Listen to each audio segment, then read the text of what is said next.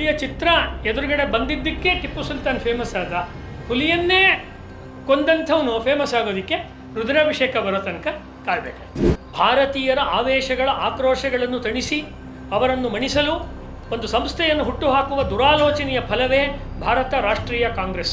1857ರ ಪ್ರಥಮ ಸ್ವಾತಂತ್ರ್ಯ ಹೋರಾಟದಲ್ಲಿ ಸುಮಾರು 100ಕ್ಕೂ ಹೆಚ್ಚು ಸೈನಿಕರನ್ನು ಸ್ವತಃ ಕೊಂದೆನೆಂದು ಹೆಮ್ಮೆಯಿಂದ ಹೇಳಿಕೊಳ್ಳುತ್ತಿದ್ದ ಬ್ರಿಟಿಷ್ ಅಧಿಕಾರಿ ಅಲೆನ್ ಆಕ್ಟವಿಯನ್ ಹ್ಯೂಮ್ ಕಾಂಗ್ರೆಸ್ ಸಂಸ್ಥೆಯ ಜನಕನೆನಿಸಿಕೊಂಡ. ಆ ಕಾಂಗ್ರೆಸ್ನವ್ರಿಗೆ ಮಂದಗಾಮಿಗಳಾದವರು ಸಪೋರ್ಟ್ ಕೊಡ್ತಾರೆ ಅಂದರೆ ಮಂದಗಾಮಿಗಳು ಸ್ವಾತಂತ್ರ್ಯ ಹೋರಾಟಗಾರರೇ. ಭಾರತದ ಸ್ವಾತಂತ್ರ್ಯ ಹೋರಾಟದಲ್ಲಿ 2 ಧಾರೆಗಳಿದೆ ಅಂತ ನಾನು ಹೇಳೋದೇ ಇಲ್ಲ. ನಾನು ಆ್ಯಕ್ಚುಲಿ ಇರೋದೇ ಒಂದು ಧಾರೆ, ಅದು ರಕ್ತದ ಧಾರೆ. I am a very big opponent of Gandhi. ಭಾಳ ಸ್ಪಷ್ಟವಾಗಿ ವೇದಿಕೆಯಲ್ಲಿ ಹೇಳ್ತೇನೆ, ಗಾಂಧಿ ಬಗ್ಗೆ ಲವಲೇಶ ಗೌರವ ನನಗಿಲ್ಲ. ಸಭೆಯಲ್ಲಿ ಯಾರಾದರೂ ಇದ್ದರೆ ಕ್ಷಮಿಸಿ ಅಂತಲೂ ಕೇಳ್ಕೊಳ್ಳಲ್ಲ. ಯಾಕಂದ್ರೆ ಕ್ಷಮಿಸೋ ವಿಚಾರ ನಾನೇನು ಮಾತಾಡ್ತಿಲ್ಲ, ಹೆಮ್ಮೆ ಪಡೋ ವಿಚಾರ ಮಾತಾಡ್ತೀನಿ. ಭಾರತದ ಕ್ರಾಂತಿಯ ಹೋರಾಟದಲ್ಲಿ ಬಂಗಾಳ ವಿವೇಕಾನಂದರು ಮತ್ತು ಅರವಿಂದರ ನಂತರ ಸೃಷ್ಟಿ ಮಾಡಿದ ಅತಿ ದೊಡ್ಡ ಕ್ರಾಂತಿಯ ಚೈತನ್ಯ ಅಂದರೆ ಈ ಬಾಗ ಜತೀನ್. ಸರ್, ಅಂಬೇಡ್ಕರ್ ಅವ್ರನ್ನ ನಾವು ಫ್ರೀಡಮ್ ಫೈಟರ್ ಅಂತ ಕರಿಬೋದಾ ಅಂತ ಕೇಳು. ಕರಿಬೇಕು ಅಂತ ನಾನು ಹೇಳ್ತೀನಿ. ಮನುಷ್ಯನ ಬಿಡುಗಡೆಗೋಸ್ಕರ ಹೋರಾಟ ಮಾಡುವುದೇ ಸ್ವಾತಂತ್ರ್ಯ ಹೋರಾಟ ಅನ್ನೋದಾದರೆ ಅವರು ಸ್ವಾತಂತ್ರ್ಯ ಹೋರಾಟಗಾರರು. ಈ ರೀತಿಯ ಪುಸ್ತಕದ ಬಗ್ಗೆ ಅಥವಾ ಈ ರೀತಿಯ ಸಾಹಿತ್ಯದ ಬಗ್ಗೆ ಮಾತನಾಡೋದ್ರ ಇರುವಂಥ ಸಂಕಟ ಮತ್ತು ಸಂತೋಷ ಎರಡು ಏನು ಅಂದರೆ, ಸಂಕಟ ಏನು ಅಂತ ಹೇಳಿದ್ರೆ, ಇದಕ್ಕೆ ಇಷ್ಟು ಕಾಲ ಆಗೋ ತನಕ ಈ ಥರದ್ದೆಲ್ಲ ಸೆಮಿನಾರ್ಗಳು ಯಾಕೆ ನಡೀಲಿಲ್ಲ ಅಂತ. ಭಾಳ ಹಿಂದೆ ಅಜೇಯ ಆದಾಗ ಬೇಲಿ ಮಠಾಧೀಶರು ಇತ್ಯಾದಿಯವರ ಕಾಲದಲ್ಲಿ ಕೆಲವು ಕಾರ್ಯಕ್ರಮಗಳು ನಡೆದಿದ್ದು ಬಿಟ್ಟರೆ ಪುಸ್ತಕಗಳು ಬಿಡುಗಡೆ ಆಗಿದೆ. ರುದ್ರಾಭಿಷೇಕ ಬಿಡುಗಡೆ ಆಗಿರೋದು ನಾವೆಲ್ಲ ನೋಡಿದ್ದೀವಿ. ಆ ಎಡಿಷನ್ ಬಿಡುಗಡೆ ರಾಷ್ಟ್ರೋತ್ಥಾನದಲ್ಲಿ ಆಗಿತ್ತು. ಅಥವಾ ಅವರ ಇನ್ನೂ ಬೇರೆ ಬೇರೆ ಪ್ರಭುಪಾದರ ಪುಸ್ತಕ ಆಗಲಿ ಅಥವಾ ಇತ್ತೀಚೆಗೆ ಬಂದ ವಿಶಿಷ್ಟ ಆಗಲಿ ಅದಾಗಿದೆ. ಆದರೆ ಈ ಎಡಪಂಥೀಯರಲ್ಲಿ ಒಂದು ಪುಸ್ತಕ ಬಂದರೆ, ಒಂದು ಕವನ ಬಂದರೆ, ಒಂದು ಕಾವ್ಯ ಬಂದರೆ, ನಾನು ಅವ್ರದ್ದು ಮಾತ್ರ ಅಂತ ಹೇಳ್ತಿಲ್ಲ. ನಾನು ಯಾರು ಬೇಕಾದ್ರೂ ಆಗ್ಬೋದು, ಯಾರು ದೇಶದ ಬಗ್ಗೆ ಧರ್ಮದ ಬಗ್ಗೆ ಬರೀತಾರೆ, ಅಲ್ಲಿ ಕಾಣುವ ಸಂಭ್ರಮ ಇದೆಯಲ್ಲ, ಇಲ್ಲಿ ಸಂಭ್ರಮ ಇಲ್ಲ ಅಂತ. ಇದು ಈ ನನ್ನ ವಿಷಯದ ಚೌಕಟ್ಟು ಬರುತ್ತೋ ಇಲ್ಲೋ ಗೊತ್ತಿಲ್ಲ, ಆದರೆ ಅದೊಂದು ಹೇಳಬೇಕು ಅನ್ನಿಸ್ತು. ಹಾಗಾಗಿ ನಮ್ಮ ಟಿ ಎನ್ ರಾಮಕೃಷ್ಣ ಅವರಿಗೆ ಮತ್ತು ಮಿಥಿಕ್ ಸೊಸೈಟಿಯವರಿಗೆ ನಾನು ಹೃತ್ಪೂರ್ವಕವಾದ ಅಭಿನಂದನೆಗಳನ್ನು ಈ ಕಾರಣಕ್ಕೆ ನಾನು ಸಲ್ಲಿಸ್ತೀನಿ. ಲೇಖಕರಿಗೆ ಅವಾಗಲೇ ಪ್ರಸನ್ನ ಅವ್ರು ಹೇಳಿದ್ರಲ್ಲ, ಸಿಗಬಹುದಾದಂಥ ಬಹಳ ದೊಡ್ಡ ಗೌರವ ಏನು ಅಂದರೆ, ಪದೇ ಪದೇ ನನ್ನ ಹಿಂದಿನ ಅವತಾರವಾದ ವಿಮರ್ಶಕನ ಅವತಾರದಲ್ಲಿ ನಾನು ಹೇಳಿರೋದೇನು ಅಂತ ಹೇಳಿದ್ರೆ, ಚರ್ಚೆಯ ಗೌರವ. You have to discuss them. ಅನಾಕ್ರು ಅವ್ರು ಹೇಳ್ತಾ ಇದ್ರು ಒಂದು ಮಾತು, ವಾಲ್ಟೇರ್ದು ಯಾರೋ ಮಾತನ್ನು ಕೋಟ್ ಮಾಡ್ತಿದ್ರು, ನೀನು ನನ್ನನ್ನು ಒಪ್ಪದೇ ಇದ್ರೂ ಪರವಾಗಿಲ್ಲ, ಆದರೆ ನೀನು ನನ್ನನ್ನು ನಿರ್ಲಕ್ಷಿಸಬೇಡ. ಯಾವ ಭೈರಪ್ಪ, ಯಾವ ಅನಂತಮೂರ್ತಿ, ಯಾವ ಎ ಕೆ ರಾಮಾನುಜನ್, ಯಾವ ಗಿರೀಶ್ ಕಾಸರವಳ್ಳಿ, ಗಿರೀಶ್ ಕಾರ್ನಾಡ್, ಪರಗೂರು ರಾಮಚಂದ್ರಪ್ಪ, ದೇನೂರು ಮಹದೇವ, ಸಿದ್ಧಲಿಂಗಯ್ಯ ಇತ್ಯಾದಿ, ಬಂಡಾಯ, ದಲಿತ ಮತ್ತು ನವ್ಯ, ಇವರು ಸಾಹಿತ್ಯವನ್ನು ಬರೀತಿದ್ರು. ನವ್ಯ ಸಾಹಿತ್ಯದಲ್ಲಿ ಪ್ರಾಣೇಶಾಚಾರ್ಯ, ಚಂದ್ರಿ ಈ ರೀತಿಯ ಪ್ರೇಮ ಕಥನ, ಒಂದು ರೀತಿಯ ವಿಚಿತ್ರವಾದ ರೀತಿಯ ನವ್ಯರದ್ದೇ ಒಂದು ಗುಂಗು ಇತ್ತಲ್ಲ, ಒಂದು ಕಾಮದ ಗುಂಗು, ಅದರ ಬರವಣಿಗೆ ದಟ್ಟವಾದ ಕಾಲದಲ್ಲಿ ಇವರು ಮಿಲ್ಟ್ರಿ ತಾತ ಕತೆ ಹೇಳ್ತಾರೆ ಈ ರೀತಿ ಪುಸ್ತಕವನ್ನು ಬರೀತಾ ಇದ್ರು. ಯಾವಾಗಲೂ we have to study the literature in its context. ಅದು ಯಾವಾಗ ಹುಟ್ಟಿತು? ಈಗ 2014 ಆದಮೇಲೆ ಜನರಲ್ ಎಲೆಕ್ಷನಲ್ಲಿ ಮೋದಿಯವ್ರು ಗೆದ್ದು ಬಂದ ಮೇಲೆ ಎಲ್ಲರೂ ಭಾರತೀಯತೆ ಮಾತಾಡೋರೆ, ಎಲ್ಲರೂ ಹಿಂದುತ್ವ ಮಾತಾಡೋರು. ನಮ್ಮ ಸೂಲಿಬಲಿ ಅವ್ರಿಗಂತೂ ದಿನ ಸಿಗ್ತಿರ್ತಾರಂತವ್ರು. ನಾನು ಅವ್ರಿಗೆ 4th ಇಯರ್ OTC ಅಂತ ಕರೀತೀನಿ. ನಾನೇ ಕಾಯಿನ್ ಮಾಡಿರೋ ಪದ. 4ನೇ ವರ್ಷದ OTC ಅವರು ತುಂಬ ಬಂದು, ನಾನು ಬಾಲ್ಯದಿಂದ RSS ಅಲ್ಲಿದ್ದೆ, ಬಾಲ್ಯದಿಂದ ಚಡ್ಡಿ ಹಾಕೊಳ್ತಿದ್ದೆ, ಭಗವದ್ವಜ ಹುಟ್ಟಿದ್ದೇ ನಮ್ಮ ಮನೇಲಿ, ಬೇಕಷ್ಟು ಕತೆ ಹೇಳ್ತಾರೆ. ಅದೆಲ್ಲ ನಮ್ಮ GR ಜಗದೀಶ್ ಇದ್ದಾರೆ, ವಿದ್ಯಾರ್ಥಿ ಪರಿಷತ್ತನ್ನು ಕಟ್ಟಿ ಬೆಳೆಸಿದಂಥ ಮನೀರು. ಅವರೆಲ್ಲ ಅದು ಮಾಡ್ತಿದ್ದಾಗ ಜನ ಇರಲಿಲ್ಲ. ವಿರೋಧದ ನಡುವೆ ಸತ್ಯವನ್ನು ಹೇಳುವುದು ಕಷ್ಟ. ಸ್ವಾಗತ ಬಂದಾಗ ಸತ್ಯ ಹೇಳೋದಕ್ಕೆ ಸಂತೆ ಅಷ್ಟು ಜನ ಬರ್ತಾರೆ. ಮುಂಚೆ ಹೆಣ ಹೊರಕ್ಕೆ 4 ಜನ ಸಿಗಲ್ಲ. ಇದು ಹೆಂಗೆ ಜನಸಂಘ, RSS ಆ ಕಾಲದಲ್ಲಿ, ಆ ಕಾಲದ ಜನಸಂಘ, ಇವತ್ತಿನ BJP ಅಲ್ಲ, ಅದರ ಆರಂಭದ ದಿನಗಳಲ್ಲಿ ಜನ ಏನು ಕಷ್ಟಪಟ್ಟರು. ಹಿಂದೂ ಮಹಾಸಭಾ, ಆರ್ಯ ಸಮಾಜ, ರಾಮಕೃಷ್ಣಾಶ್ರಮ ಇಲ್ಲಿ ಎಷ್ಟು ಕಷ್ಟಪಟ್ಟಿದ್ದಾರೆ ಅದನ್ನು ಸ್ಥಾಪನೆ ಮಾಡಬೇಕಾದ್ರೆ ಬೆಂಗಳೂರಿನಲ್ಲಿ. ಅದರ ಆರಂಭದ ದಿನ ಇದೆಯಲ್ಲ, ಅದು ತುಂಬ ಕಷ್ಟದ ದಿನ ಇರುತ್ತೆ.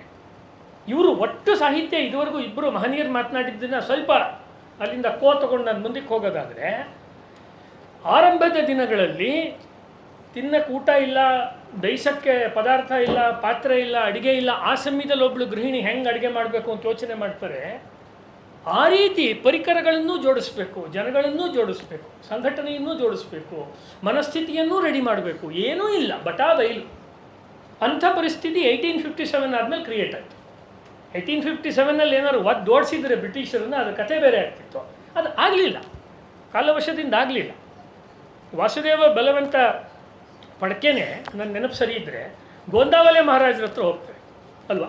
ಗೋಂದಾವಲೆ ಮಹಾರಾಜರ ಹತ್ರ ಆಶೀರ್ವಾದ ಕೊಡಿ, ಶಿವಾಜಿಗೆ ಹೆಂಗರ ಸಮರ್ಥ ರಾಮದಾಸರು ಆಶೀರ್ವಾದ ಕೊಟ್ಟರು ಹಂಗೆ ನಂಗೆ ಆಶೀರ್ವಾದ ಕೊಡಿ, ಇವ್ರನ್ನ ಉಡಾಯಿಸ್ಬಿಡ್ತೀನಿ ಅಂತ ಹೇಳ್ತಾರೆ. ಕಾಲ ಬಂದಿಲ್ಲ ಅಂತಾರೆ ಗೋಂದಾವಲೆ ಮಹಾರಾಜರು.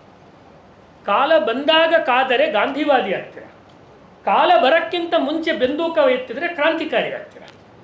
ಕಾಲದ ದಾಸರು ಗಾಂಧಿವಾದಿಗಳು, ಕಾಲಕ್ಕೆ ತಕ್ಕಂತೆ ಕುಣಿದ್ರು ಅವರು. ಆ್ಯಕ್ಚುಲಿ ಕಾಲವನ್ನು ಕುಡಿಸಿದ್ರಲ್ವಾ, ಅವರು ಮಹಾಕಾಲನ ಸಂತಾನ, ಅವರು ಭೈರವನ ಸಂತಾನ, ಅವರು ಮಹಾಕಾಳಿಯ ಸಂತಾನ, ದುರ್ಗೆಯ ಸಂತಾನ.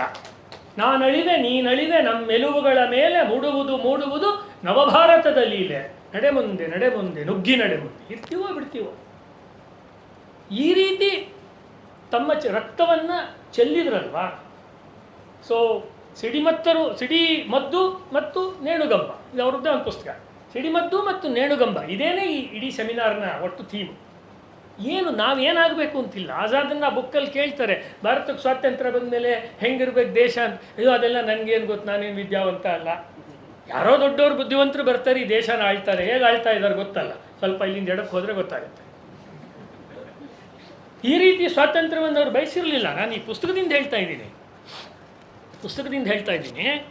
ಈ ಪುಸ್ತಕದ ನನಗೆ ಕೊಟ್ಟಿರೋದು ರುದ್ರಾಭಿಷೇಕ. ನನ್ನ ಪುಣ್ಯ ಅಂದರೆ ನಾನು ಬರೆದಿರೋ ಮುನ್ನುಡಿಯನ್ನು ಬಾಬು ಅವರು ಇದರಲ್ಲಿ ಬಳಸ್ಕೊಂಡಿದ್ದಾರೆ. ಇದರಲ್ಲಿ ಪುಸ್ತಕದಲ್ಲಿ ಪುಟ 723ರಲ್ಲಿ ಯುದ್ಧ ಮುಗಿದಿದೆ. ಅಂದರೆ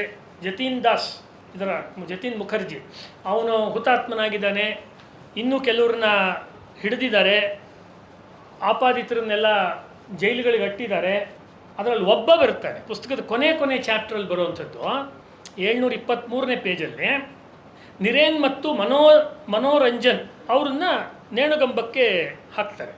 ನೇಣುಗಂಬಕ್ಕೆ ಹಾಕಬೇಕಾದ್ರೆ ಕೊನೆಯದಾಗಿ ನೀವೇನಾದರೂ ಹೇಳೋದಾದರೆ ಹೇಳಿ ಅಂತ ಬ್ರಿಟಿಷರು ಕೇಳ್ತಾರೆ. ಅದೊಂದು ಸಜ್ಜನಿಕೆ ಅವ್ರದ್ದು.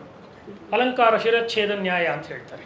ಅಂದರೆ ತಲೆ ಕಡಿಯೋಕ್ಕೆ ಮುಂಚೆ ಒಂದು ಸ್ವಲ್ಪ ಹೊಗಳಿ ಚುಮುಕ್ಸಿ. ಇತ್ತೀಚೆಗೆ ಒಂದು ಸಿನಿಮಾ ಬಂದಿದೆ ಟಗರು ಪಲ್ಯ ಅಂತ, ಅದರದ್ದು ಅದೇ ಕತೆ. ಅದು ತಲೆ ಹಿಂಗೆ ಅಲ್ಲಾಡಿಸ್ಬೇಕು, ಒದರಬೇಕು ಅಂತ.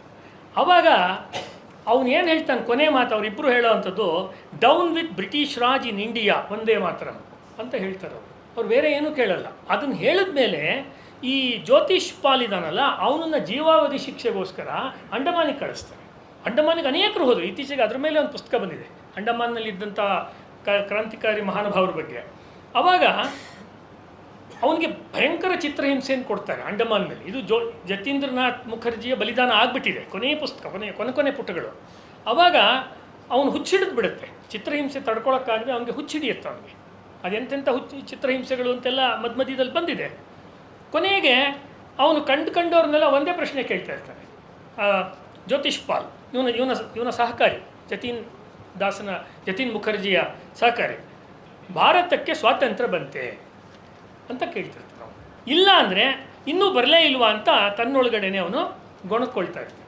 ಸ್ವಲ್ಪ ಕಾಲದ ನಂತರ ಅದೂ ನಿಂತಿತು, ನೆನಪಿನ ಶಕ್ತಿ ಕ್ಷೀಣಿಸಿತು, ಕೊನೆಗೆ ನೆನಪೇ ಹೊರಟು ಹೋಯಿತು. ಆನಂತರ ಅವನನ್ನು ಅಂಡಮಾನಿನಿಂದ ಪಶ್ಚಿಮ ಬಂಗಾಳದ ಬರ್ಹಾಂಪುರ ಸೆರೆಮನೆಗೆ ಸಾಗಿಸಲಾಯಿತು. ಅಲ್ಲಿಯೇ ಅವನು ಈ ಲೋಕದ ಪರಿವೇ ಇಲ್ಲದೆ ಕೊನೆ ಉಸಿರೆಳೆದ. ಹೀಗೆ ಒಂದು ಕ್ಯಾರೆಕ್ಟ್ರನ್ನು ತಗೊಂಡ್ರೆ ಅದನ್ನು ಚಿಕ್ಕದ್ರಿಂದ ಹಿಡಿದು ಅದರ ಉಚ್ಛ್ರಾಯಕ್ಕೆ ತಗೊಂಡು ಹೋಗಿ ಅದರ ಅಂತಿಮ ಘಟ್ಟ ಅಂದರೆ ಆ ಪಾತ್ರದ ಸೂರ್ಯಾಸ್ತ ಅಲ್ಲಿ ತನಕ ಬೆಳೆಸೋದಿದೆಯಲ್ಲ, ಇದು ಕಾದಂಬರಿ ಪ್ರಕಾರದಲ್ಲಿ E.M. ಫಾಸ್ಟರ್ ಅಂತ. ಈಗ ಅವರಿಬ್ಬರು ಸಾಹಿತ್ಯಿಕವಾಗಿ ಮಾತಾಡಿದ್ರಿಂದ ನಾನು ಸ್ವಲ್ಪ ಸಾಹಿತ್ಯಿಕವಾಗಿ ಮಾತಾಡಬೇಕು. ಯಾಕೆಂದ್ರೆ ನಾನು ಆ ಪ್ರವೃತ್ತಿ ಬಿಟ್ಬಿಟ್ಟಿದ್ದೀನಿ. ಈಗ ನಾನು ವಿಮರ್ಶೆ ರೀತಿ ಮಾತನಾಡೋದು ಬಿಟ್ಟಿದ್ದೀನಿ. ನನ್ನ ಈಗಿನ ಒಂದು ಕಾದಂಬರಿ ಬರೆಯೋ ರೂಪಕ್ಕೆ ಕಷ್ಟ, ಆ ಒಂದು ಆಟಿಟ್ಯೂಡಿಗೆ ಕಷ್ಟ. ಆದರೆ ಅದು ಒಂದು ನೆನಪಾಯಿತು, ಅದನ್ನು ಮುಂಚೆನೂ ಬರೆದೀನಿ. ಅದೇನೆಂದರೆ E.M. ಫಾಸ್ಟರ್ ಅನ್ನೋನು ಒಳ್ಳೆ ನಾವೆಲಿಸ್ಟ್, ಅವನು ಲೇಖಕ. ಅವನು ಆಸ್ಪೆಕ್ಟ್ಸ್ ಆಫ್ ದಿ ನಾವೆಲ್ ಅಂತ ಒಂದು ಪುಸ್ತಕ ಬರೆದಿದ್ದಾನೆ.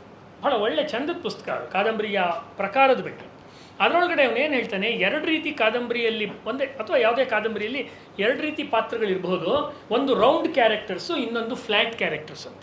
Round characters and flat characters ಅಂದರೆ ಚಪ್ಪಟೆ ಪಾತ್ರಗಳು. ಅಂದರೆ ಆ ಪಾತ್ರ ಪ್ರಾರಂಭದಲ್ಲಿ ಹೆಂಗಿರುತ್ತೋ ಪುಸ್ತಕ ಮುಗಿಯೋವಾಗಲೂ ಹಾಗೇ ಇರುತ್ತೆ. ಏನು ಬದಲಾಗಲ್ಲ, ಒಳ್ಳೆ ಕಲ್ಲು ಬಂಡೆ ಥರ ಇರುತ್ತೆ ಅದು, ಏನು ಬದಲಾಗಲ್ಲ. ಯಾರೋ ಒಬ್ಳು ಗೃಹಿಣಿ ತುಂಬ ಅವಳು ಪತಿವ್ರತಾ ಪರಾಯಣೆಯಾಗಿದ್ದಳು ಅಂತ ಮೊದಲನೇ ಪೇಜಲ್ಲಿದ್ದರೆ ಕೊನೆ ತನಕನೂ ಹಾಗೆ ಇರುತ್ತೆ.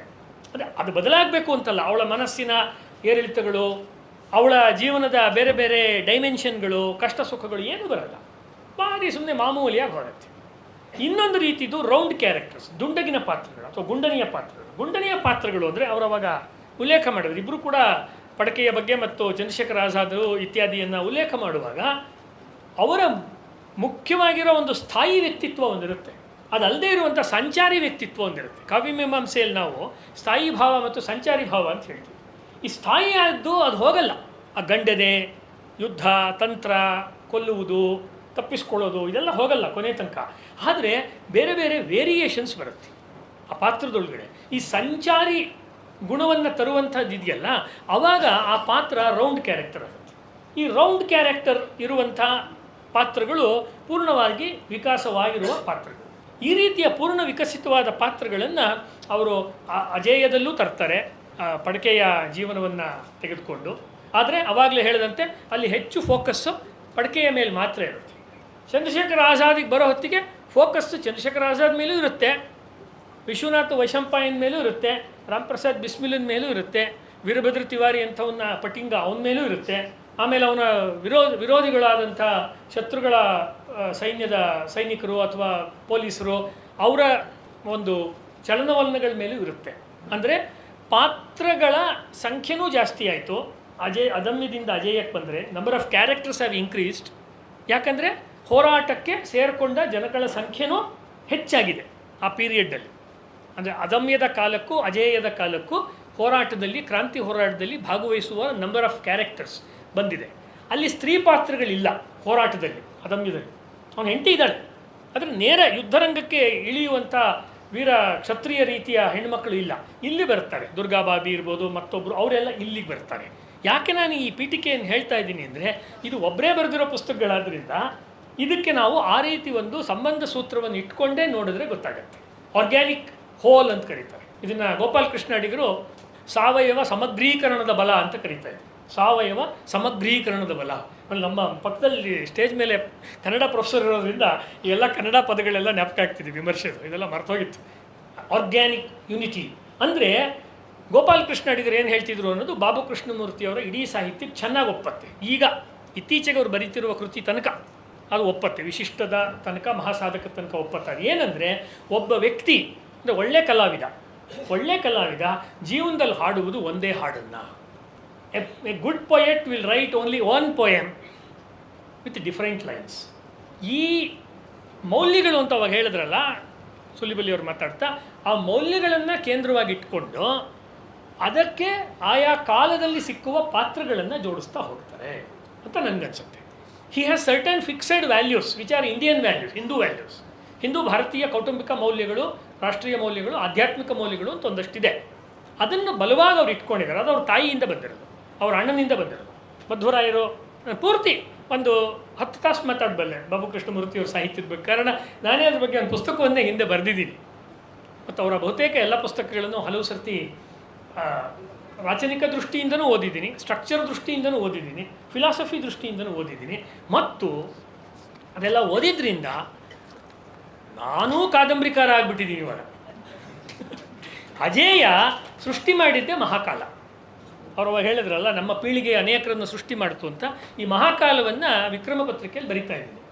ಅಂದಂಗೆ ಇವತ್ತು ಆಗಸ್ಟ್ 18 ಅಂದರೆ ಸುಭಾಷ್ ಚಂದ್ರ ಬೋಸ್ ಸತ್ತಿಲ್ಲದೆ ಇರೋ ದಿವಸ, ಆಗಸ್ಟ್ 18. ಇದ್ರ ಬಗ್ಗೆ ಸಾಕಷ್ಟು ಚರ್ಚೆಗಳಿದೆ ಸಮಾಜದಲ್ಲಿ, ನನಗೆ ಗೊತ್ತು. ಆದರೆ ಆ ದಿವಸನೇ ಈ ಕಾರ್ಯಕ್ರಮ ನಡೀತಾ ಇರೋದು ಒಂದು ಕಾಕತಾಳೀಯ. ನೇತಾಜಿ ಅವರಿಗೆ ಸಂಬಂಧಪಟ್ಟ ಒಂದು ಇಂಪಾರ್ಟೆಂಟ್ ಡೇ ದಿವಸನೇ ಈ ಕಾರ್ಯಕ್ರಮ ಯೋಗಾಯೋಗದಿಂದ, ಅವರು ಅವಾಗ ಹೇಳಿದ್ರಲ್ಲ ಶ್ರಾವಣ ಮಾಸದ ಒಂದು ಡೇಟನ್ನು, ಆ ರೀತಿ ಆಗ್ತಾಯಿದೆ. ಯಾಕೆ ನಾವು ರುದ್ರಾಭಿಷೇಕವನ್ನು ಓದುವಾಗ ಅಜೇಯದಷ್ಟು ಕ್ವಿಕ್ಕಾಗಿ ಓದೋಕ್ಕಾಗಲ್ಲ, ಅದಮ್ಯದಷ್ಟು ಬೇಗ ಓದೋಕ್ಕಾಗೋದೇ ಇಲ್ಲ. ಆ್ಯಕ್ಚುಲಿ ಇದು ಪಾರಾಯಣ ಮಾಡೋ ಥರ ಒಂದು ವ್ಯಾಸಪೀಠ ಇಟ್ಕೊಂಡು ಭಾಳ ಗೌರವದಿಂದ ಹೇಳ್ತಾ ಇರೋದು. ಭಾಳ ನಿಧಾನಕ್ಕೆ ಓದಬೇಕು, ಇಲ್ಲಾಂದರೆ ಕೈಯೆಲ್ಲ ನೋವು ಬಂದುಬಿಡುತ್ತೆ. ಪುಸ್ತಕ ಕೈಯಲ್ಲಿ ಇಟ್ಕೊಳ್ಳೋಕೆ ಹೋದರೆ ಮಲ್ಕೊಳ್ಳೋವಾಗಿ ಎದೆ ಮೇಲೆ ಹಾಕ್ಕೊಂಡ್ರೆ ಅಷ್ಟೇ. ಆಮೇಲೆ ಯಾಕೆ ಇದನ್ನು ಹೇಳ್ತೀನಿ ಅಂದರೆ, ಸಾವಧಾನ್ ಅಂತ ಹೇಳ್ತೀವಲ್ಲ ಹಾಗೆ, ದಕ್ಷ ಆರಾಮ ಸಾವಧಾನ್ ಅಂತ ಹೇಳ್ತೀವಲ್ಲ, ಸಾವಧಾನವಾಗಿ ಇದನ್ನು ಓದಬೇಕು. ಸಮರ್ಥ ರಾಮದಾಸರ ಜೀವನದಲ್ಲಿ ಬರುತ್ತೆ. ಅವ್ರಿಗೆ ಮದುವೆ ಆಗಬೇಕು ಅನ್ನೋ ಸಂದರ್ಭದಲ್ಲಿ 3 ಸತಿ ಹೇಳ್ತಾರೆ ಸುಲಗ್ನ ಸಾವಧಾನ ಅಂತ. ಹಾಗೆ ಇದನ್ನು ಜತನವಾಗಿ ಕೊಂಡಿಟ್ಕೋಬೇಕು ಮತ್ತು ನಿರಂತರವಾಗಿ ನಿತಾಂತವಾಗಿ ಇದನ್ನು ಓದಬೇಕು. ಒಂದೇ ಸರ್ತಿ ಒಂದೇ ಗುಕ್ಕಲ್ಲಿ ಅವ್ರು ಹೇಳಿದ್ರಲ್ಲ ಅವಾಗ, ಒಂದು ರಾತ್ರಿಯಲ್ಲಿ ನಾವು ದುರ್ಗಾಸ್ತಮನ ಓದ್ದೆ ಅಂತ ಹೇಳಿದವರು ಇದ್ದಾರೆ. ಅಜೇಯವನ್ನು ಹಿಂಗೆ ಕೂತು ಹಿಂಗೆ ಮುಗಿಸಿ ನಾನು ಒಂದು ಎದ್ದೆ ನಾನು ಅಂತ ಹೇಳೋರಿದ್ದಾರೆ. ಕೆಲವು ಪುಸ್ತಕ ಓದಿದಾಗ ಕುವೆಂಪು ಹೇಳ್ತಾರೆ, ಆ ಪುಸ್ತಕ ಓದಿ ಅದರ ಭಾವ ಸಮುದ್ರದಲ್ಲಿ ಮುಳುಗಿ ನಾನು ಮೇಲೆದ್ದಾಗ ನಕ್ಷತ್ರಗಳು ನನ್ನ ತಲೆಗೆ ತಾಕುತ್ತಿತ್ತು ಅಂತ ಅವ್ರ ಆತ್ಮಕಥೆಯಲ್ಲಿ ಬರೀತಾರೆ ಕುವೆಂಪು ಅವರು. ಹೀಗೆ ಅಜೇಯನ್ ಓದ್ಬೋದು, ಹೀಗೆ ಅದಮ್ಯ ಓದ್ಬೋದು, ಹೀಗೆ ರುದ್ರಾಭಿಷೇಕ ಓದೋಕ್ಕಾಗಲ್ಲ. ಆದರೆ ಓದಿದ್ದೀನಿ, ಎಲ್ಲ ಸೌದೋಗೋಷ್ಟು ಓದಿದ್ದೀನಿ ನೋಡಿ, ಎಲ್ಲ ರೊಟ್ಟೆಲ್ಲ ಕಿತ್ತೋಗಿದ್ದೀನಿ. ಕಿತ್ಕೊಂಬಂದಿರೋದಲ್ಲ, ನಾನು ಕಿತ್ಕೊಂಬಂದಿರೋದಲ್ಲ, ಫಂಕ್ಷನ್ ಓದುವಾಗ ಹರ್ಕೊಂಡೋಗಿರೋದು. ಯಾಕಿದು ಹೇಳ್ತಾ ಇದ್ದೀನಿ ಅಂದರೆ, ಇದು ಅವರ ಹಲವು ವರ್ಷಗಳ ಮಾಹಿತಿಗಳ ಸಂಗ್ರಹದ ಫಲ. ಅಂದರೆ ಕೆಲವರು ಒಳ್ಳೆ ಡೈರೆಕ್ಟರು, ಒಳ್ಳೆ ಸಿನಿಮಾ ಕಥೆ ಬರೆಯೋರು, ಒಳ್ಳೆ ಸಾಹಿತಿಗಳೇನು ಮಾಡ್ತಾರೆ, ಗೃಹಿಣಿ ಥರ ಹೋದಾಗ ಏನೇನು ಬೇಕೋ ಎಲ್ಲ ಎತ್ಕೊಂಡ್ಬರ್ತಾರೆ. ಇಲ್ಲಿ ಆಮೇಲೆ ಬೇಕಾಗತ್ತೆ ಅಂತ ಕೆಲವೊಂದು ಬಡೂಲ್ ಇಡ್ತಾರೆ, ಕೆಲವೊಂದು ಅಟ್ಟದಲ್ಲಿ ಇಡ್ತಾರೆ, ಕೆಲವೊಂದು ಟ್ರಂಕಲ್ಲಿ ಇಡ್ತಾರೆ, ಕೆಲವೊಂದು ಅಕ್ಕಿ ಡಬ್ಬಿನಲ್ಲಿ ದುಡ್ಡಿಟ್ಟಿರ್ತಾರೆ ಮಿಡಲ್ ಕ್ಲಾಸ್ನಲ್ಲಿ. ಇರಲಿ, ಯಾವಾಗಲೂ ಟೈಮಿಗೆ ಬರುತ್ತೆ ಅಂತ, ಕಾಲ ಬಂದಾಗ ಬಳಸ್ಬೋದು ಅಂತ. ಅವ್ರು ಹೇಳಿದ್ರಲ್ಲ ಗೋಂದಾವಲೆ ಮಹಾರಾಜರು ಕಾಲ ಬಂದಿಲ್ಲ ಅಂತ. ಇವ್ರಿಗೆ ಕಾಲ ಬರುತ್ತೆ ಅಂತ ಗೊತ್ತು, ಬಂದಾಗ ಸಂಗ್ರಹ ಮಾಡೋಕ್ಕಾಗಲ್ಲ. ಲೈಬ್ರರಿನೇ ಸುಟ್ಟಾಕಿರ್ಬೋದು, ಅಲ್ಲಿ ಹೋಗೋಕ್ಕೆ ಪ್ರವೇಶ ಇಲ್ಲದೆ ಇರ್ಬೋದು.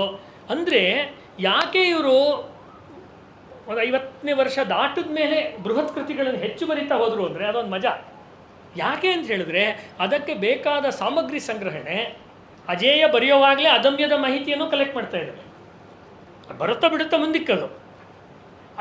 ಇವೆರಡನ್ನು ಸಂಗ್ರಹ ಮಾಡುವಾಗ ಆ ಕಾಲದ ಎಲ್ಲ ಏನೇನು ಸಿಕ್ಕತ್ತೋ ಎಲ್ಲ ಮಾಹಿತಿಯನ್ನು ಸಂಗ್ರಹ ಮಾಡಿ ಹುಟ್ಟಿದ್ದಾರೆ. ಇದನ್ನು ಯಾಕೆ ಧೈರ್ಯವಾಗಿ ಹೇಳಬಲ್ಲೆ, ಅವರ ಖಾಸಗಿ ಲೈಬ್ರರಿಯನ್ನು ಹಲವು ಸತಿ ನಾನು ನೋಡಿದ್ದೀನಿ, ಆ ಪುಸ್ತಕಗಳನ್ನು ಬಳಸ್ಕೊಂಡಿದ್ದೀನಿ ನಾನು. ನನಗೆ ಎಷ್ಟೋ ಪುಸ್ತಕಗಳನ್ನು ಅವರು ದಾನವಾಗಿ ಬರೆದು ಕೊಟ್ಟಿದ್ದಾರೆ ಪ್ರೀತಿಯಿಂದ. ಮುಂದಿನ ಪೀಳಿಗೆ ಅವರು ಓದ್ಕೊಂಡು ಅದನ್ನು ಇಟ್ಕೊಂಡು ಏನಾದ್ರು ಬರೀಲಿ ಅಂತ. ಆ ಆಧಾರದ ಮೇಲೆ ಹೇಳ್ತಾ ಇರೋದು, ತುಂಬ ಅಮೂಲ್ಯವಾದಂಥ ಕ್ರಾಂತಿಕಾರಿಗಳ ಸಾಹಿತ್ಯದ ಭಂಡಾರ ಅವ್ರ ಹತ್ರ ಇದೆ. ಎರಡನೇದು, ಇಂಗ್ಲೀಷ್ನಲ್ಲಿ ಬರುವಂಥ ಅದ್ಭುತವಾದ ಸಿನಿಮಾಗಳು, ಇಂಗ್ಲೀಷ್ನಲ್ಲಿ ಬರುವಂಥ ಆ್ಯಕ್ಷನ್ ಮೂವೀಸು, ಇಂಗ್ಲೀಷ್ನಲ್ಲಿ ಬಂದಂತಹ ದೊಡ್ಡ ದೊಡ್ಡ ಸಾಹಿತಿಗಳು, ಕಲಾವಿದರಿಗೆ ಸಂಬಂಧಪಟ್ಟಂಥ ಕಾದಂಬರಿ ರೂಪದ ಜೀವನ ಚರಿತ್ರೆಗಳು ಅಥವಾ ಜೀವನ ಚರಿತ್ರೆ ರೂಪದ ಕಾದಂಬರಿಗಳು, ನೀವು ಹೇಗೆ ಬೇಕಾದರೂ ಹೇಳಿ. ಅದು ಸಿಗ್ಮಂಡ್ ಫ್ರಾಯ್ಡ್ ಬಗ್ಗೆ ಇರ್ಬೋದು, ಅಥವಾ ಚಿತ್ರಕಾರ ವ್ಯಾನ್ ಗೋ ಬಗ್ಗೆ ಇರಬಹುದು. ಅದ್ರ ಬಗ್ಗೆ ಇರುವಂಥ ಕಾದಂಬರಿಗಳನ್ನು ಅವರ ಅಣ್ಣ ಚಿಕ್ಕ ವಯಸ್ಸಿನಲ್ಲಿ ಕಿಶೋರಾವಸ್ಥೆಯಲ್ಲಿ ಅವ್ರಿಗೆ ಕೊಟ್ಟು ಓದಿಸಿದ್ದಾರೆ. ಅವ್ರ ತಾಯಿಯವರು ತೆಲುಗುನಲ್ಲಿ ಬರುವಂಥ ಅದ್ಭುತವಾದ ಸಾಹಿತ್ಯವನ್ನು ಓದಿ ಅವ್ರಿಗೆ ಒಳ್ಳೆ ಲಿಟ್ರೇಚರ್ನ ಓದಿಸಿ ಹೇಳಿದ್ದಾರೆ. ಮತ್ತು ಸಂಘದ ಒಂದು ದೇಶಭಕ್ತಿಯ ಒಂದು ವಾತಾವರಣ, ಇದೆಲ್ಲದರ ಜೊತೆಗೆ ಇಷ್ಟಿದ್ರಾಗಲ್ಲ. ಇದ್ರ ಜೊತೆಗೆ ಆ ಕಲ್ಪನಾ ಶಕ್ತಿ ಇದೆಯಲ್ಲ, ಆ ಕಲ್ಪನಾ ಶಕ್ತಿ ಅಂದರೆ ಆ ಯಾವನೋ ಒಬ್ಬ ಕ್ರಾಂತಿಕಾರಿ ಬಗ್ಗೆ ಒಂದು ಪೇಜ್ ಸಿಗುತ್ತೆ ಅಷ್ಟೇ, ಅದನ್ನು ವಿಸ್ತರಿಸೋದಿದೆಯಲ್ಲ, ಆವಾಗಲೂ ಕೂಡ ಅದರ ಉಲ್ಲೇಖ ಬಂತು, ಅದಿದೆ. ಅಂದರೆ ಇದು ಸಂಭಾಷಣಾ ಕಲೆ, ಸಂಭಾಷಣಾ ಚಾತುರ್ಯ ಇದೆಯಲ್ಲ, ಇದು ಇರೋದರಿಂದ ಇದು ಕಾದಂಬರಿಯ ರೂಪವನ್ನು ತಗೊಂಡಿದೆ. ಇಲ್ಲಾಂದರೆ ಆವಾಗಲೇ ಪ್ರಸ್ತಾಪವಾದಂತೆ ಭಾಳ ಪುಟ್ಟದಾಗಿ ಒಂದು ಜೀವನ ಚರಿತ್ರೆಯಾಗಿ ಮುಗಿದು ಹೋಗ್ತಾ ಇತ್ತು. ಪಾತ್ರಗಳನ್ನು ಬಿಲ್ಡ್ ಮಾಡೋದು, ಕ್ಯಾರೆಕ್ಟರ್ಗಳನ್ನು ಬಿಲ್ಡ್ ಮಾಡೋದು ಮಾಡದೆ ಹೋದರೆ ಅದು ಒಂದು ಕಾದಂಬರಿ ಆಗೋದಕ್ಕೆ ಸಾಧ್ಯ ಇಲ್ಲ. ಈಗ ನೋಡಿ, ಇದರೊಳಗಡೆ ಹೆಂಗಿದೆ ಅಂದರೆ, ಕುಮಾರವ್ಯಾಸಂದು ಒಂದು ಮಾತಿದೆ, ಬಂಧುಗಳ ದರ್ಶನವೇ ಫಲವಲ ಸಂಸಾರ ತರುವಿಂಗೆ ಅಂತ. ಈ ಸಂಸಾರ ಅನ್ನೋ ವೃಕ್ಷಕ್ಕೆ ಬಂಧುಗಳನ್ನೆಲ್ಲ ಮತ್ತೊಮ್ಮೆ ದರ್ಶನ ಮಾಡುವುದೇ ಅದರ ಫಲ, ಈ ಸಂಸಾರ ಅನ್ನುವ ವೃಕ್ಷದಲ್ಲಿ ಅಂತ. ಹಾಗೆ ರುದ್ರಾಭಿಷೇಕ ಕ್ರಾಂತಿಕಾರಿ ಬಂಧುಗಳ ಸಂಸಾರದ ಫಲ. ಈ ಕ್ರಾಂತಿಕಾರಿ ಫ್ಯಾಮಿಲಿ ಇದೆಯಲ್ಲ, ಪಡಕೆಯಿಂದ ಹಿಡಿದು ಈ ಜತಿನ್ ತನಕ, ಆ ಎಲ್ಲರನ್ನೂ ಇಲ್ಲಿಗೆ ತಂದುಬಿಡ್ತಾರೆ. ಅಂದರೆ ಯಾರ್ಯಾರು ಹಿಂದಿನ ಪುಸ್ತಕಗಳಲ್ಲಿ ಬಂದಿದ್ದಾರೋ, ಯಾರ್ಯಾರು ಹಿಂದಿನ ಪುಸ್ತಕಗಳಲ್ಲಿ ಬಂದಿಲ್ವೋ, ಈಗ ಇದು ಬರೆಯೋವರೆಗೆ ಕ್ರಾಂತಿ ಹೋರಾಟದ ಹೀರೋಗಳು ಬರೀಬೇಕು ಅಂತ ಇತ್ತೋ ಇಲ್ವೋ ಗೊತ್ತಿಲ್ಲ, ಅದು ಆಮೇಲೆ ಬಂದಿರೋ ಪುಸ್ತಕ, ಮತ್ತು ಅದು ಬಿಡಿ ಬಿಡಿ ಲೇಖನಗಳು. ಹಾಗಾಗಿ ಒಬ್ಬ ಲೇಖಕ ತನ್ನ ಸಮಸ್ತ ಬಲವನ್ನು ಹಾಕೋದು ಅಂತ ಇದೆಯಲ್ಲ, ಸಮಸ್ತ ಬಲವನ್ನು ಹಾಕಿ ಬರೆದಿರುವಂಥ ಪುಸ್ತಕ ಇದು. ಅದಾದಮೇಲೆ ಮತ್ತೆ ಸಬ್ಜೆಕ್ಟ್ ಮೇಲೆ ಅವರು ಅಷ್ಟು ದೊಡ್ಡ ಕೃತಿ ಬರೀಲಿಲ್ಲ. ಅಂದರೆ ಕೊರಾಲರಿಯಾಗಿ ಹೇಳ್ತಾ ಇರೋದು, ಅಂದರೆ ಕ್ರಾಂತಿಕಾರಿಗಳ ಬಗ್ಗೆ ಅಜೇಯ ಬರೆದ್ರು, ಅದಮ್ಯ ಬರೆದ್ರು, ರುದ್ರಾಭಿಷೇಕ ಬರೆದ್ರು, ಬೇರೆ ಸಬ್ಜೆಕ್ಟ್ ಮೇಲೆ ದೊಡ್ಡ ಪುಸ್ತಕ ಬರೆದ್ರು. ಕ್ರಾಂತಿಕಾರಿಗಳ ಮೇಲೆ ಈ ರೀತಿ ಇನ್ನೂ ಬೃಹತ್ತಾಗಿರೋ ಒಂದು ಕಾದಂಬರಿ ಸದೃಶವಾದ ಕೃತಿಯನ್ನು ಅವರು ಬರೆಯೋದಕ್ಕೆ ಯಾಕೆ ಹೊರಡಲಿಲ್ಲ ಅಂದರೆ, ಏನೆಲ್ಲವನ್ನು ಅವ್ರು ಹೇಳೋಕ್ಕೆ ಸಾಧ್ಯ ಇದೆಯೋ ಅದೆಲ್ಲವನ್ನು ಇದರಲ್ಲಿ ತಂದಿದ್ದಾರೆ. ಅಂದಮೇಲೆ ಈ ಪುಸ್ತಕ ಏನು ಅಂದರೆ, ಈ ಪುಸ್ತಕದ ಟೆಕ್ನಿಕಲ್ ಪೇಜ್ ಇದೆಯಲ್ಲ, ಆ ಟೆಕ್ನಿಕಲ್ ಪೇಜ್ ತುಂಬ ಚೆನ್ನಾಗಿದೆ.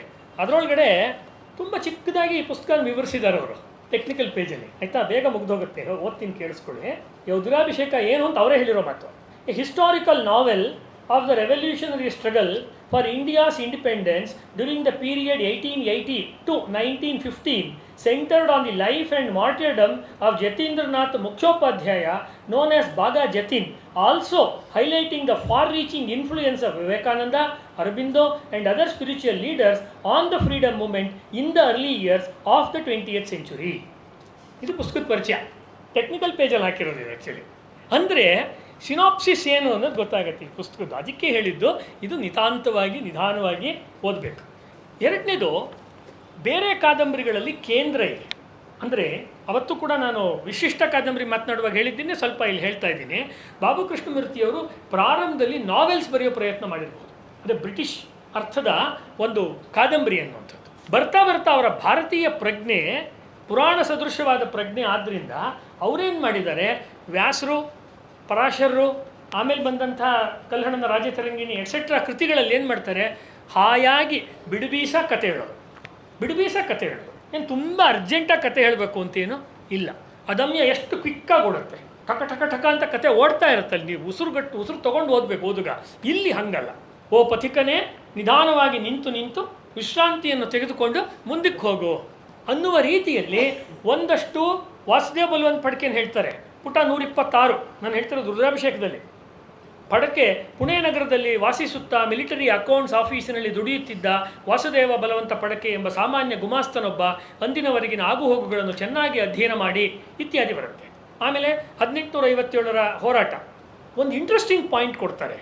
ಅಲನ್ ಆಕ್ಟೋವಿನ್ ಹ್ಯೂಮ್ ಅವನೇ ಕಾಂಗ್ರೆಸ್ನ ಜನಕ ಯಾಕಾದ, ಅವನಾದ ಅಂತ ಹೇಳ್ತೀವಿ. ಒಂದು ಪಾಯಿಂಟ್ ಬರೀತಾರೆ 126 ಪೇಜಲ್ಲಿ. ಅದು ಎಷ್ಟು ರಿಸರ್ಚ್ ಮಾಡಿದ್ದಾರೆ ಅನ್ನೋಕ್ಕೆ.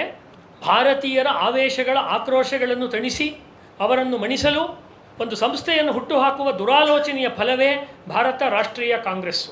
ಇದು ಹೇಳ್ತಾರೆ. 1857ರ ಪ್ರಥಮ ಸ್ವಾತಂತ್ರ್ಯ ಹೋರಾಟದಲ್ಲಿ ಸುಮಾರು 100ಕ್ಕೂ ಹೆಚ್ಚು ಸೈನಿಕರನ್ನು ಸ್ವತಃ ಕೊಂದೆನೆಂದು ಹೆಮ್ಮೆಯಿಂದ ಹೇಳಿಕೊಳ್ಳುತ್ತಿದ್ದ ಬ್ರಿಟಿಷ್ ಅಧಿಕಾರಿ ಅಲೆನ್ ಆಕ್ಟವಿಯನ್ ಹ್ಯೂಮ್ ಕಾಂಗ್ರೆಸ್ ಸಂಸ್ಥೆಯ ಜನಕನೆನಿಸಿಕೊಂಡ. ಅಲೆನ್ ಹ್ಯೂಮ್ ಸ್ಥಾಪನೆ ಮಾಡಿದ ಟೆಕ್ಸ್ಟ್ ಬುಕ್ಕಲ್ಲಿ ಬರುತ್ತೆ ಈಗಲೂ.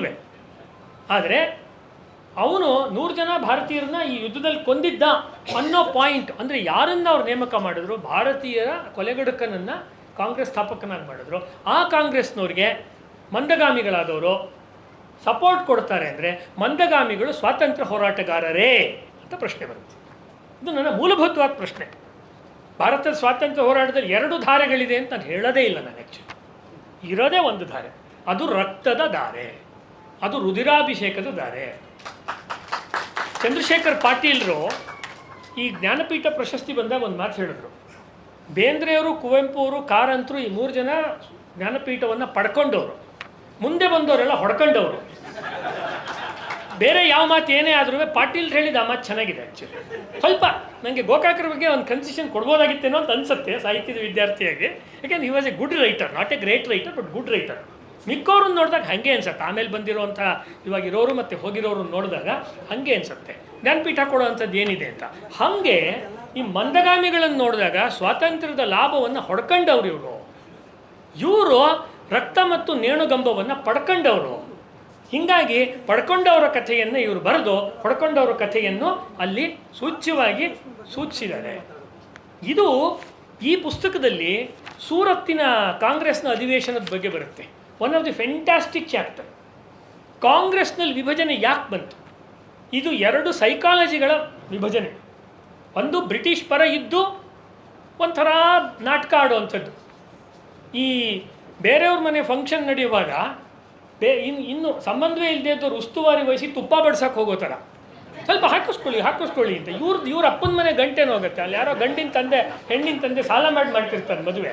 ಹಂಗೆ ಇವ್ರು ಮಾಡಿದವರು ರಾಷ್ಟ್ರೀಯ ಕಾಂಗ್ರೆಸ್ನಲ್ಲಿ. ಅವರ ಮೊದಲ 20 ವರ್ಷದ ಭಿನ್ನ ಒತ್ತಡಗಳನ್ನು ಓದಿದರೆ ನಾಚಿಕೆ ಆಗುತ್ತೆ ನಮಗೆ. ಭಾರತ ರಾಷ್ಟ್ರೀಯ ಕಾಂಗ್ರೆಸ್ನ ರೆಕಾರ್ಡ್ಸ್ ತೆಗೆದು ನೋಡಿ. ನಾನು ಧೈರ್ಯವಾಗಿ ಹೇಳ್ತಾ ಇದ್ದೀನಿ ಅದನ್ನು. ಕಾಂಗ್ರೆಸ್ನವ್ರು ಯಾರೋ ಬರಲಿ, ಯಾರು ಬೇಕಾದ್ರೂ ಚರ್ಚೆ ಮಾಡ್ಬೋದು ನಾಳೆ ಬಂದು. ಈಗ ಹಿಸ್ಟ್ರಿ ಬಗ್ಗೆ ನಾವು ಮಾತಾಡ್ತಾ ಇರೋದು ಆ ರೀತಿ ಮಾತಾಡ್ತಾರೆ. ಕೇಶವಚಂದ್ರ ಸೇನ್ ಯಾರ ಬಗ್ಗೆ ನಾವು ಹೊಗಳ್ತೀವಿ, ಆ ಮನುಷ್ಯ ಹೇಳ್ತಾನೆ ಈಗ ಕ್ರಿಸ್ತನ ಮತ್ತು ಪಾಶ್ಚಾತ್ಯ ಕ್ರೈಸ್ತ ವಿಚಾರದ ಒಂದು ಬೆಳಕು ಎಲ್ಲ ಭೂಖಂಡಗಳನ್ನು ದಾಟ್ತಾ ಇದೆ, ಅಲ್ಲೆಲ್ಲವನ್ನು ಬೆಳಗ್ತಾ ಇದೆ. ಅಕಸ್ಮಾತ್ ಅದು ಭಾರತದ ಮೇಲೆ ಬರುತ್ತೋ ಇಲ್ವೋ ಅಂತ ನಾನು ಕಾಯ್ಕೊಂಡಿದ್ದೆ. ಸದ್ಯ ಭಾರತದ ಮೇಲೂ ಆ ಬೆಳಕು ಬೀಳ್ತಾ ಇದೆ. ಕೇಶವಚಂದ್ರ ಸೇನ್ ಹೇಳೋ ಮಾತು. How can you consider Keshavchandra Sen as a reformer? Is a traitor, ದೇಶದ್ರೋಹಿ ಅವನು ಕೇಶವಚಂದ್ರ ಸೇನ್ ಅಂತ ನಾನಂತೂ ಹೇಳ್ತೀನಿ. ಈಗ ನನಗೇನು ಯಾವ ಜ್ಞಾನಪೀಠನೂ ಬೇಕಾಗಿಲ್ಲ. ಇದು ಭಾರತದ ಸ್ವಾತಂತ್ರ್ಯದ ಹೋರಾಟದಲ್ಲಿ ಹೇಗೆ ನಡೀತು ಅನ್ನುವುದನ್ನು ಇವರು ಹೇಳ್ತಾರೆ ನೋಡಿ. ಬೇರೆ ಬೇರೆ ಹೋರಾಟದ ಹಂತಗಳನ್ನು ಗುರುತಿಸ್ತಾರೆ. ಆವಾಗಲೇ ನಾನು ಹೇಳಿದಂತೆ ಈ ವಾಸುದೇವ ಬಲವಂತ್ ಫಡ್ಕೆಯ ನಂತರದ 1883 ತಾನೆ ಆತ ಆಹುತಿಯಾಗಿದ್ದು, ಇದು 80ರಿಂದ ಶುರುವಾಗುತ್ತೆ. 1880ರಿಂದ 1915ನೇ ಇಸ್ವಿ ತನಕ, ಅಂದರೆ ಬರೋಬ್ಬರ ಆಲ್ಮೋಸ್ಟ್ ಸಾವರ್ಕರ್ ಅವರು ಅಂಡಮಾನ್ ಕಡೆ ಹೋಗಿರ್ತಾರೆ ಆಗಲೇ. ಆ ಕಾಲ ಇನ್ನು ಗಾಂಧಿಯವರು ಸ್ವಾತಂತ್ರ್ಯ ಚಳುವಳಿಗೆ ಅದನ್ನು ಹಾಳು ಮಾಡೋಕ್ಕೋಸ್ಕರ ಪ್ರವೇಶ ಮಾಡಿರೋದಿಲ್ಲ ಇನ್ನೂ. I am a very big opponent of Gandhi. ಭಾಳ ಸ್ಪಷ್ಟವಾಗಿ ವೇದಿಕೆಯಲ್ಲಿ ಹೇಳ್ತೇನೆ, ಗಾಂಧಿ ಬಗ್ಗೆ ಲವಲೇಶ ಗೌರವ ನನಗಿಲ್ಲ. ಸಭೆಯಲ್ಲಿ ಯಾರಾದರೂ ಇದ್ದರೆ ಕ್ಷಮಿಸಿ ಅಂತಲೂ ಕೇಳ್ಕೊಳ್ಳಲ್ಲ. ಯಾಕಂದ್ರೆ ಕ್ಷಮಿಸೋ ವಿಚಾರ ನಾನೇನು ಮಾತಾಡ್ತಿಲ್ಲ, ಹೆಮ್ಮೆ ಪಡೋ ವಿಚಾರ ಮಾತಾಡ್ತಾ ಇದ್ದೀನಿ. ಹಾಗಾಗಿ ಅದು ಬರುತ್ತೆ, ಮುಂದಿನ ದಿನಗಳಲ್ಲಿ ಪುಸ್ತಕ ಬಂದಾಗ ಗೊತ್ತಾಗುತ್ತೆ ನಂದು. ಆಮೇಲೆ ಬಾರಿಸಾಲ್ನ ಹೋರಾಟವನ್ನು ಕೊಡ್ತಾರೆ, ಕಲ್ಕತ್ತಾ ಕಾಂಗ್ರೆಸ್ ಬಗ್ಗೆ ಕೊಡ್ತಾರೆ. ಬೇರೆ ಯಾವ ಪುಸ್ತಕದಲ್ಲೂ ಸಿಗದೇ ಇರೋ ಒಂದು ಅಂಶವನ್ನು ಏನು ಸೇರಿಸ್ತಾರೆ ಅಂದರೆ ಮದ್ರಾಸ್ನಲ್ಲಿ ಸ್ವದೇಶಿ ಗುಂಜಾರವ. ಇದನ್ನು ಓದ್ಬಿಟ್ಟು ಡಾಕ್ಟರ್ SR ಲೀಲಾ ಅವರಂತೂ ತುಂಬ ಸಂತೋಷ ಪಟ್ಬಿಟ್ರು. ಯಾಕೆ ಅಂದರೆ ಚಿದಂಬರಂ ಪಿಳ್ಳೈ ಮತ್ತು ಇನ್ನೊಬ್ಬರು ಅವರು ಸ್ವದೇಶಿ ನೇವಿಗೇಷನ್ ಸ್ಟೀಮ್ ಕಂಪನಿಯನ್ನು ಆರಂಭ ಮಾಡಿದ್ರಲ್ಲ, ಬ್ರಿಟಿಷರಿಗೆ ಸ್ವದೇಶಿ ಮೂಲಕ ಉತ್ತರ ಕೊಡ್ತೀವಿ ಅಂದರೆ. ನಾನು ಇದರ ಬಗ್ಗೆ ಹಿಂದೆ ಪ್ರತಾಪ್ ಸಿಂಹ ಹೇಳಿದ್ರು ಅಂತ ಹೇಳಿ ವಿಜಯ ಕರ್ನಾಟಕಕ್ಕೆ ಅಂತ ಕಾಣುತ್ತೆ ಒಂದು ಲೇಖನ ಬರೆದಿದ್ದೆ. ಇದು ರಾಷ್ಟ್ರೀಯ ಹೋರಾಟದ ಸಾಮಗ್ರಿಯಿಂದ ತುಂಬಿ ತುಳುಕುತ್ತಿರುವ ಭಾರೀ ಹಡಗು ಅಂತ ಬರೆದಿದ್ದೆ ಈ ಪುಸ್ತಕದ ಬಗ್ಗೆ. ಆ ಹಡಗಿನಲ್ಲಿ ವಿಪರೀತ ಸಾಮಗ್ರಿ ತುಂಬಿದ್ರೆ ಲೋಡ್ ಹಿಂಗೆ ಆಗ್ತಿರುತ್ತಲ್ಲ ಒಂದು ವೆಹಿಕಲ್ಲು, ಆ ಥರ ತುಂಬಿ ತುಳುಕ್ತಿದೆ. ಆ ಚಿದಂಬರಂ ಪಿಳ್ಳೈ ಇವ್ರು ತೊಗೊಂಬಂದಿರೋದು. ಯಾಕಂದ್ರೆ ಅವನು ಸೌತಲ್ಲಿರೋನು, ಅವನೇನು ಬಾಗಾಜತಿನ ಮೀಟ್ ಮಾಡಿಲ್ಲ. ಬಂಗಾಳಿ ಕ್ರಾಂತಿಕಾರಿಗಳದ್ದು ಒಂದು ಗುಂಪು, ಮಧ್ಯ ಭಾರತ ಸೆಂಟ್ರಲ್ ಪ್ರಾವಿನ್ಸ್ ಅವ್ರದ್ದು ಒಂದು ಗುಂಪು, ಉತ್ತರ ಪ್ರದೇಶದಲ್ಲಿರೋರ್ದು ಒಂದು. ಆ ಉತ್ತರ ಪ್ರದೇಶದವ್ರು ಕಂಡ್ರೆ ಬಂಗಾಳದವ್ರಿಗಾಗಲ್ಲ, ಬಂಗಾಳದವ್ರು ಕಂಡ್ರೆ ಉತ್ತರ ಪ್ರದೇಶದವ್ರಿಗಾಗಲ್ಲ. ಎಲ್ಲ ಬರ್ದಿದ್ದಾರೆ ಅವರು ಅದರಲ್ಲಿ. ಆಜಾದ್ ಬುಕ್ಕಲ್ಲೂ ಬರುತ್ತೆ ಅದು.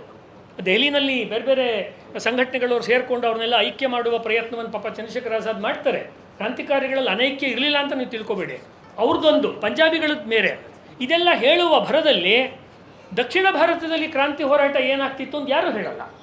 ಸೌತ್ ಇಂಡಿಯಾದಲ್ಲಿ ಏನೂ ಆಗಲೇ ಇಲ್ವೇನೋ ಅನ್ನುವ ಚಿತ್ರಣ ನಮಗೆ ಬಂದ್ಬಿಡುತ್ತೆ. ಕಿತ್ತೂರು ಚೆನ್ನಮ್ಮ ಮತ್ತು ವೀರಪಾಂಡ್ಯ ಕಟ್ಟಾಬೊಮ್ಮನ್ ಅವ್ರದ್ದೆಲ್ಲ ಕಾಲ ಆದಮೇಲೆ ಇಲ್ಲ, ಇಲ್ಲೂ ಕೂಡ ಸ್ವದೇಶಿ ಆಂದೋಲನ ಎಷ್ಟು ಜೋರಾಗಿತ್ತು ಅನ್ನೋದನ್ನು ಅವರು ಸುಬ್ರಹ್ಮಣ್ಯ ಭಾರತಿಯವರ ಪ್ರಸಂಗದಲ್ಲಿ ತರ್ತಾರೆ. ಯೋಗಿ ಅರವಿಂದರು ಮತ್ತು ಸುಬ್ರಹ್ಮಣ್ಯ ಭಾರತಿಯವರ ಮಿತ್ರತ್ವ, ಅವರಿಬ್ಬರು ಒಟ್ಟಿಗೆ ಕಲ್ತಿದ್ದು, ವೇದಗಳನ್ನು ಅಧ್ಯಯನ ಮಾಡಿದ್ದು, ಕ್ರಾಂತಿ ಹೋರಾಟದಲ್ಲಿ ಭಾಗವಹಿಸಿದ್ದು, ಮತ್ತು ಸುಬ್ರಹ್ಮಣ್ಯ ಭಾರತಿಯವರ ಕವನಗಳು, ಭಾರತೀಯಾರ್ ಅಂತೀವಲ್ಲ ತಮಿಳುನಾಡಲ್ಲಿ, ಅದನ್ನೆಲ್ಲ ತರ್ತಾರೆ. ಹೀಗಾಗಿ ಇಡೀ ದೇಶದಲ್ಲಿ ಜನ ರಕ್ತವನ್ನು ಚೆಲ್ಲಿದ್ರು. ಅವರೆಲ್ಲರೂ ರಕ್ತವನ್ನು ಚೆಲ್ಲುತ್ತಾ ಹೋದರು. ದಶಕಗಳ ಗಟ್ಟಲೆ ಅವರು ಪ್ರಾಣಾಹುತಿಯನ್ನು, ಆತ್ಮಾಹುತಿಯನ್ನು ಮಾಡಿಕೊಂಡ್ರು. ಚಿಕ್ಕವರು ದೊಡ್ಡವರು ಅನ್ನುವ ಭೇದವಿಲ್ಲದೆ, ಹೆಣ್ಮಕ್ಳು ಗಂಡ್ಮಕ್ಳು ಅನ್ನುವ ಭೇದವಿಲ್ಲದೆ, ಜಾತಿ ಪಂಥದ ಭೇದವಿಲ್ಲದೆ ಅನ್ನುವುದನ್ನು ಅವರು ಇಡೀ ಪುಸ್ತಕದಲ್ಲಿ ತಂದಿದ್ದಾರೆ. ಇದು ಇಂಗ್ಲೀಷ್ನಲ್ಲಿ ಒಂದು ಮತ್ತು ವಿವೇಕಾನಂದರನ್ನು ತರ್ತಾರೆ. ಇದೆಲ್ಲಕ್ಕೂ ಸ್ಫೂರ್ತಿ ವಿವೇಕಾನಂದ. ಇವನಿಗೆ ಈ ಬಾಗ ಜತಿನಿಗೆ ಸ್ಫೂರ್ತಿ ವಿವೇಕಾನಂದರು. ಮತ್ತು ವಿವೇಕಾನಂದರನ್ನು ನಾನು ಕಂಡಿದ್ದ, ಅದಾದಮೇಲೆ ಉಳಿದಿದ್ದು ಬದುಕಿ ಉಳಿದಿದ್ದು ಸಿಸ್ಟರ್ ನಿವೇದಿತಾ. ಸಿಸ್ಟರ್ ನಿವೇದಿತಾಯಿಂದ, ಅವನ ಸಹೋದರಿ ನಿವೇದಿತಾಯಿಂದ ಈ ಕ್ರಾಂತಿಯ ಒಂದು ಸಂದೇಶವನ್ನು ಅಥವಾ ಒಂದು ಆದೇಶವನ್ನು ಅವನು ಪಡಿತಾನೆ. ಪುಲಿನ್ ಬಿಹಾರಿಯಿಂದ ಪಡಿತಾನೆ. ಅದನ್ನು ತುಂಬ ಕಣ್ಣಿಗೆ ಕಟ್ಟುವಂತೆ ಅವರು ವರ್ಣಿಸಿದ್ದಾರೆ. ಈ ಎಲ್ಲ ಹೋರಾಟಗಳನ್ನು ಅವರು ಅವರ ಪುಸ್ತಕದಲ್ಲಿ ತರ್ತಾರೆ. ಮತ್ತು ರುಧಿರಾಭಿಷೇಕ ಅನ್ನೋ ಪದ ಆ ಸಿಸ್ಟರ್ ನಿವೇದಿತಾ ಅವರ ಒಂದು ಉಪದೇಶದಲ್ಲಿ ಅವನಿಗೆ ಸಿಗತ್ತೆ. ಮತ್ತೆ ಮತ್ತೆ ರಿಪೀಟ್ ಆಗುವಂಥ ಮಾತೇನು ಅಂತ ಹೇಳಿದ್ರೆ ಆ ರಕ್ತದ ಮಾತು. ಮತ್ತು ಆವಾಗಲೇ ಹೇಳಿದಂತೆ ಅರವಿಂದರ ಬಗ್ಗೆ ಅವರು ಹೇಳ್ತಾರೆ. ಈ ಪುಸ್ತಕವನ್ನು ಅವರು 5 ಭಾಗ ಮಾಡಿಕೊಂಡಿದ್ದಾರೆ. ಉಗಮ, ಉದ್ದೀಪನ, ಉದ್ಘೋಷ, ಉತ್ಕ್ರಾಂತಿ, ಉತ್ಸರ್ಗ ಎಲ್ಲ ಇದರಲ್ಲೂ ಕೂಡ ಅದೇ ರೀತಿ ಇದೆ. ಅದಮ್ಯದಲ್ಲೂ ಕೂಡ ಅದೇ ರೀತಿ ಇದೆ.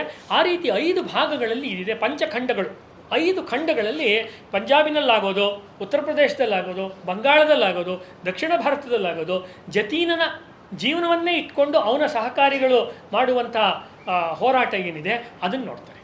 ಯಾಕೆ ಇವರು ಈ ಸಬ್ಜೆಕ್ಟನ್ನು ಪಿಕ್ ಮಾಡಿದ್ದಾರೆ ಅಂದರೆ, ಭಾರತದ ಕ್ರಾಂತಿಯ ಹೋರಾಟದಲ್ಲಿ ಬಂಗಾಳ ವಿವೇಕಾನಂದರು ಮತ್ತು ಅರವಿಂದರ ನಂತರ ಸೃಷ್ಟಿ ಮಾಡಿದ ಅತಿ ದೊಡ್ಡ ಕ್ರಾಂತಿಯ ಚೈತನ್ಯ ಅಂದರೆ ಈ ಬಾಗ ಜತೀನ್ ಅನ್ನೋದು ದಕ್ಷಿಣ ಭಾರತದವ್ರಿಗೆ ಗೊತ್ತಿಲ್ಲ, ಕನ್ನಡದ ಓದುಗರಿಗೆ ಗೊತ್ತಿಲ್ಲ.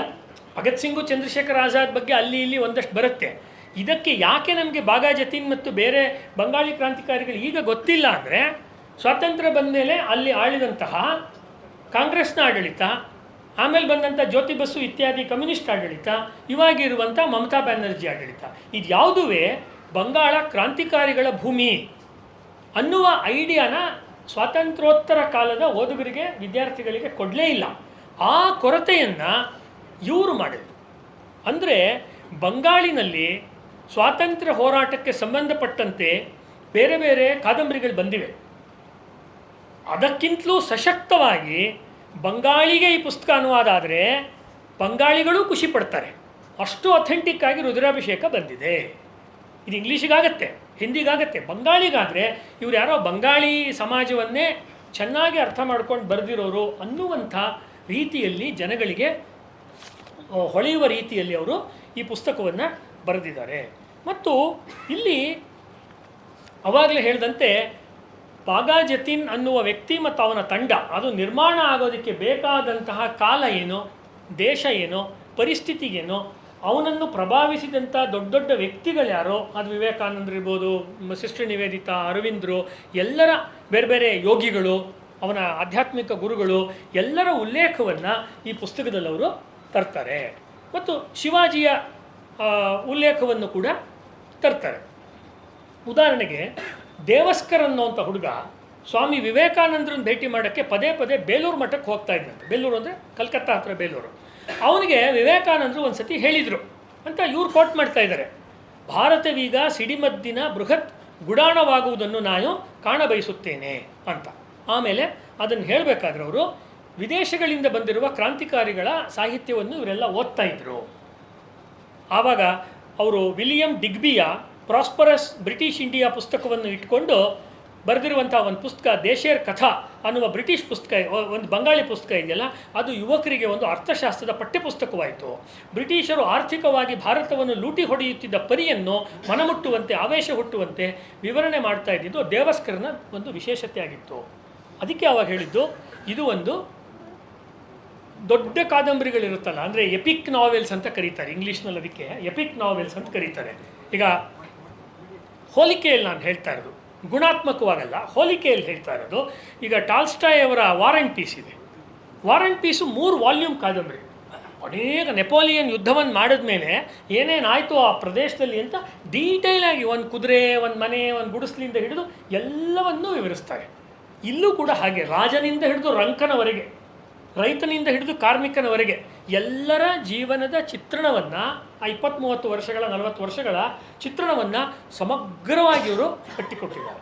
ಸಮಗ್ರ ಅಂತ ಯಾಕೆ ಹೇಳ್ತಾ ಇದ್ದೀನಿ, ರೌಂಡ್ ಕ್ಯಾರೆಕ್ಟರ್ ಅಂತ ಹೇಳಿದ್ರೆ ಆ ಅರ್ಥದಲ್ಲಿ ನಾನು ಹೇಳ್ತಾರೆ. ರೌಂಡ್ ಕ್ಯಾರೆಕ್ಟರನ್ನು ಅರ್ಥದಲ್ಲಿ ಅವರು ಕೊಡ್ತಾರೆ. ಅಂದರೆ ಜತಿನ್ ಪಾತ್ರವನ್ನು ಕೊಡ್ತಾರೆ, ಅವಾಗಲೇ ತಿಲಕರು ಹೆಂಗೆ ಬೆಳೆದ್ರು ಅಂತ ಕೊಡ್ತಾರೆ.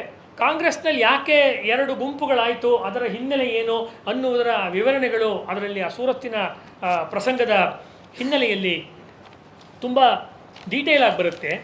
ಇದು ಈ ಪುಸ್ತಕದ ತುಂಬ ಏನು ಹೇಳ್ತೀರಾ ವಿಶೇಷವಾದ ಮಾತು.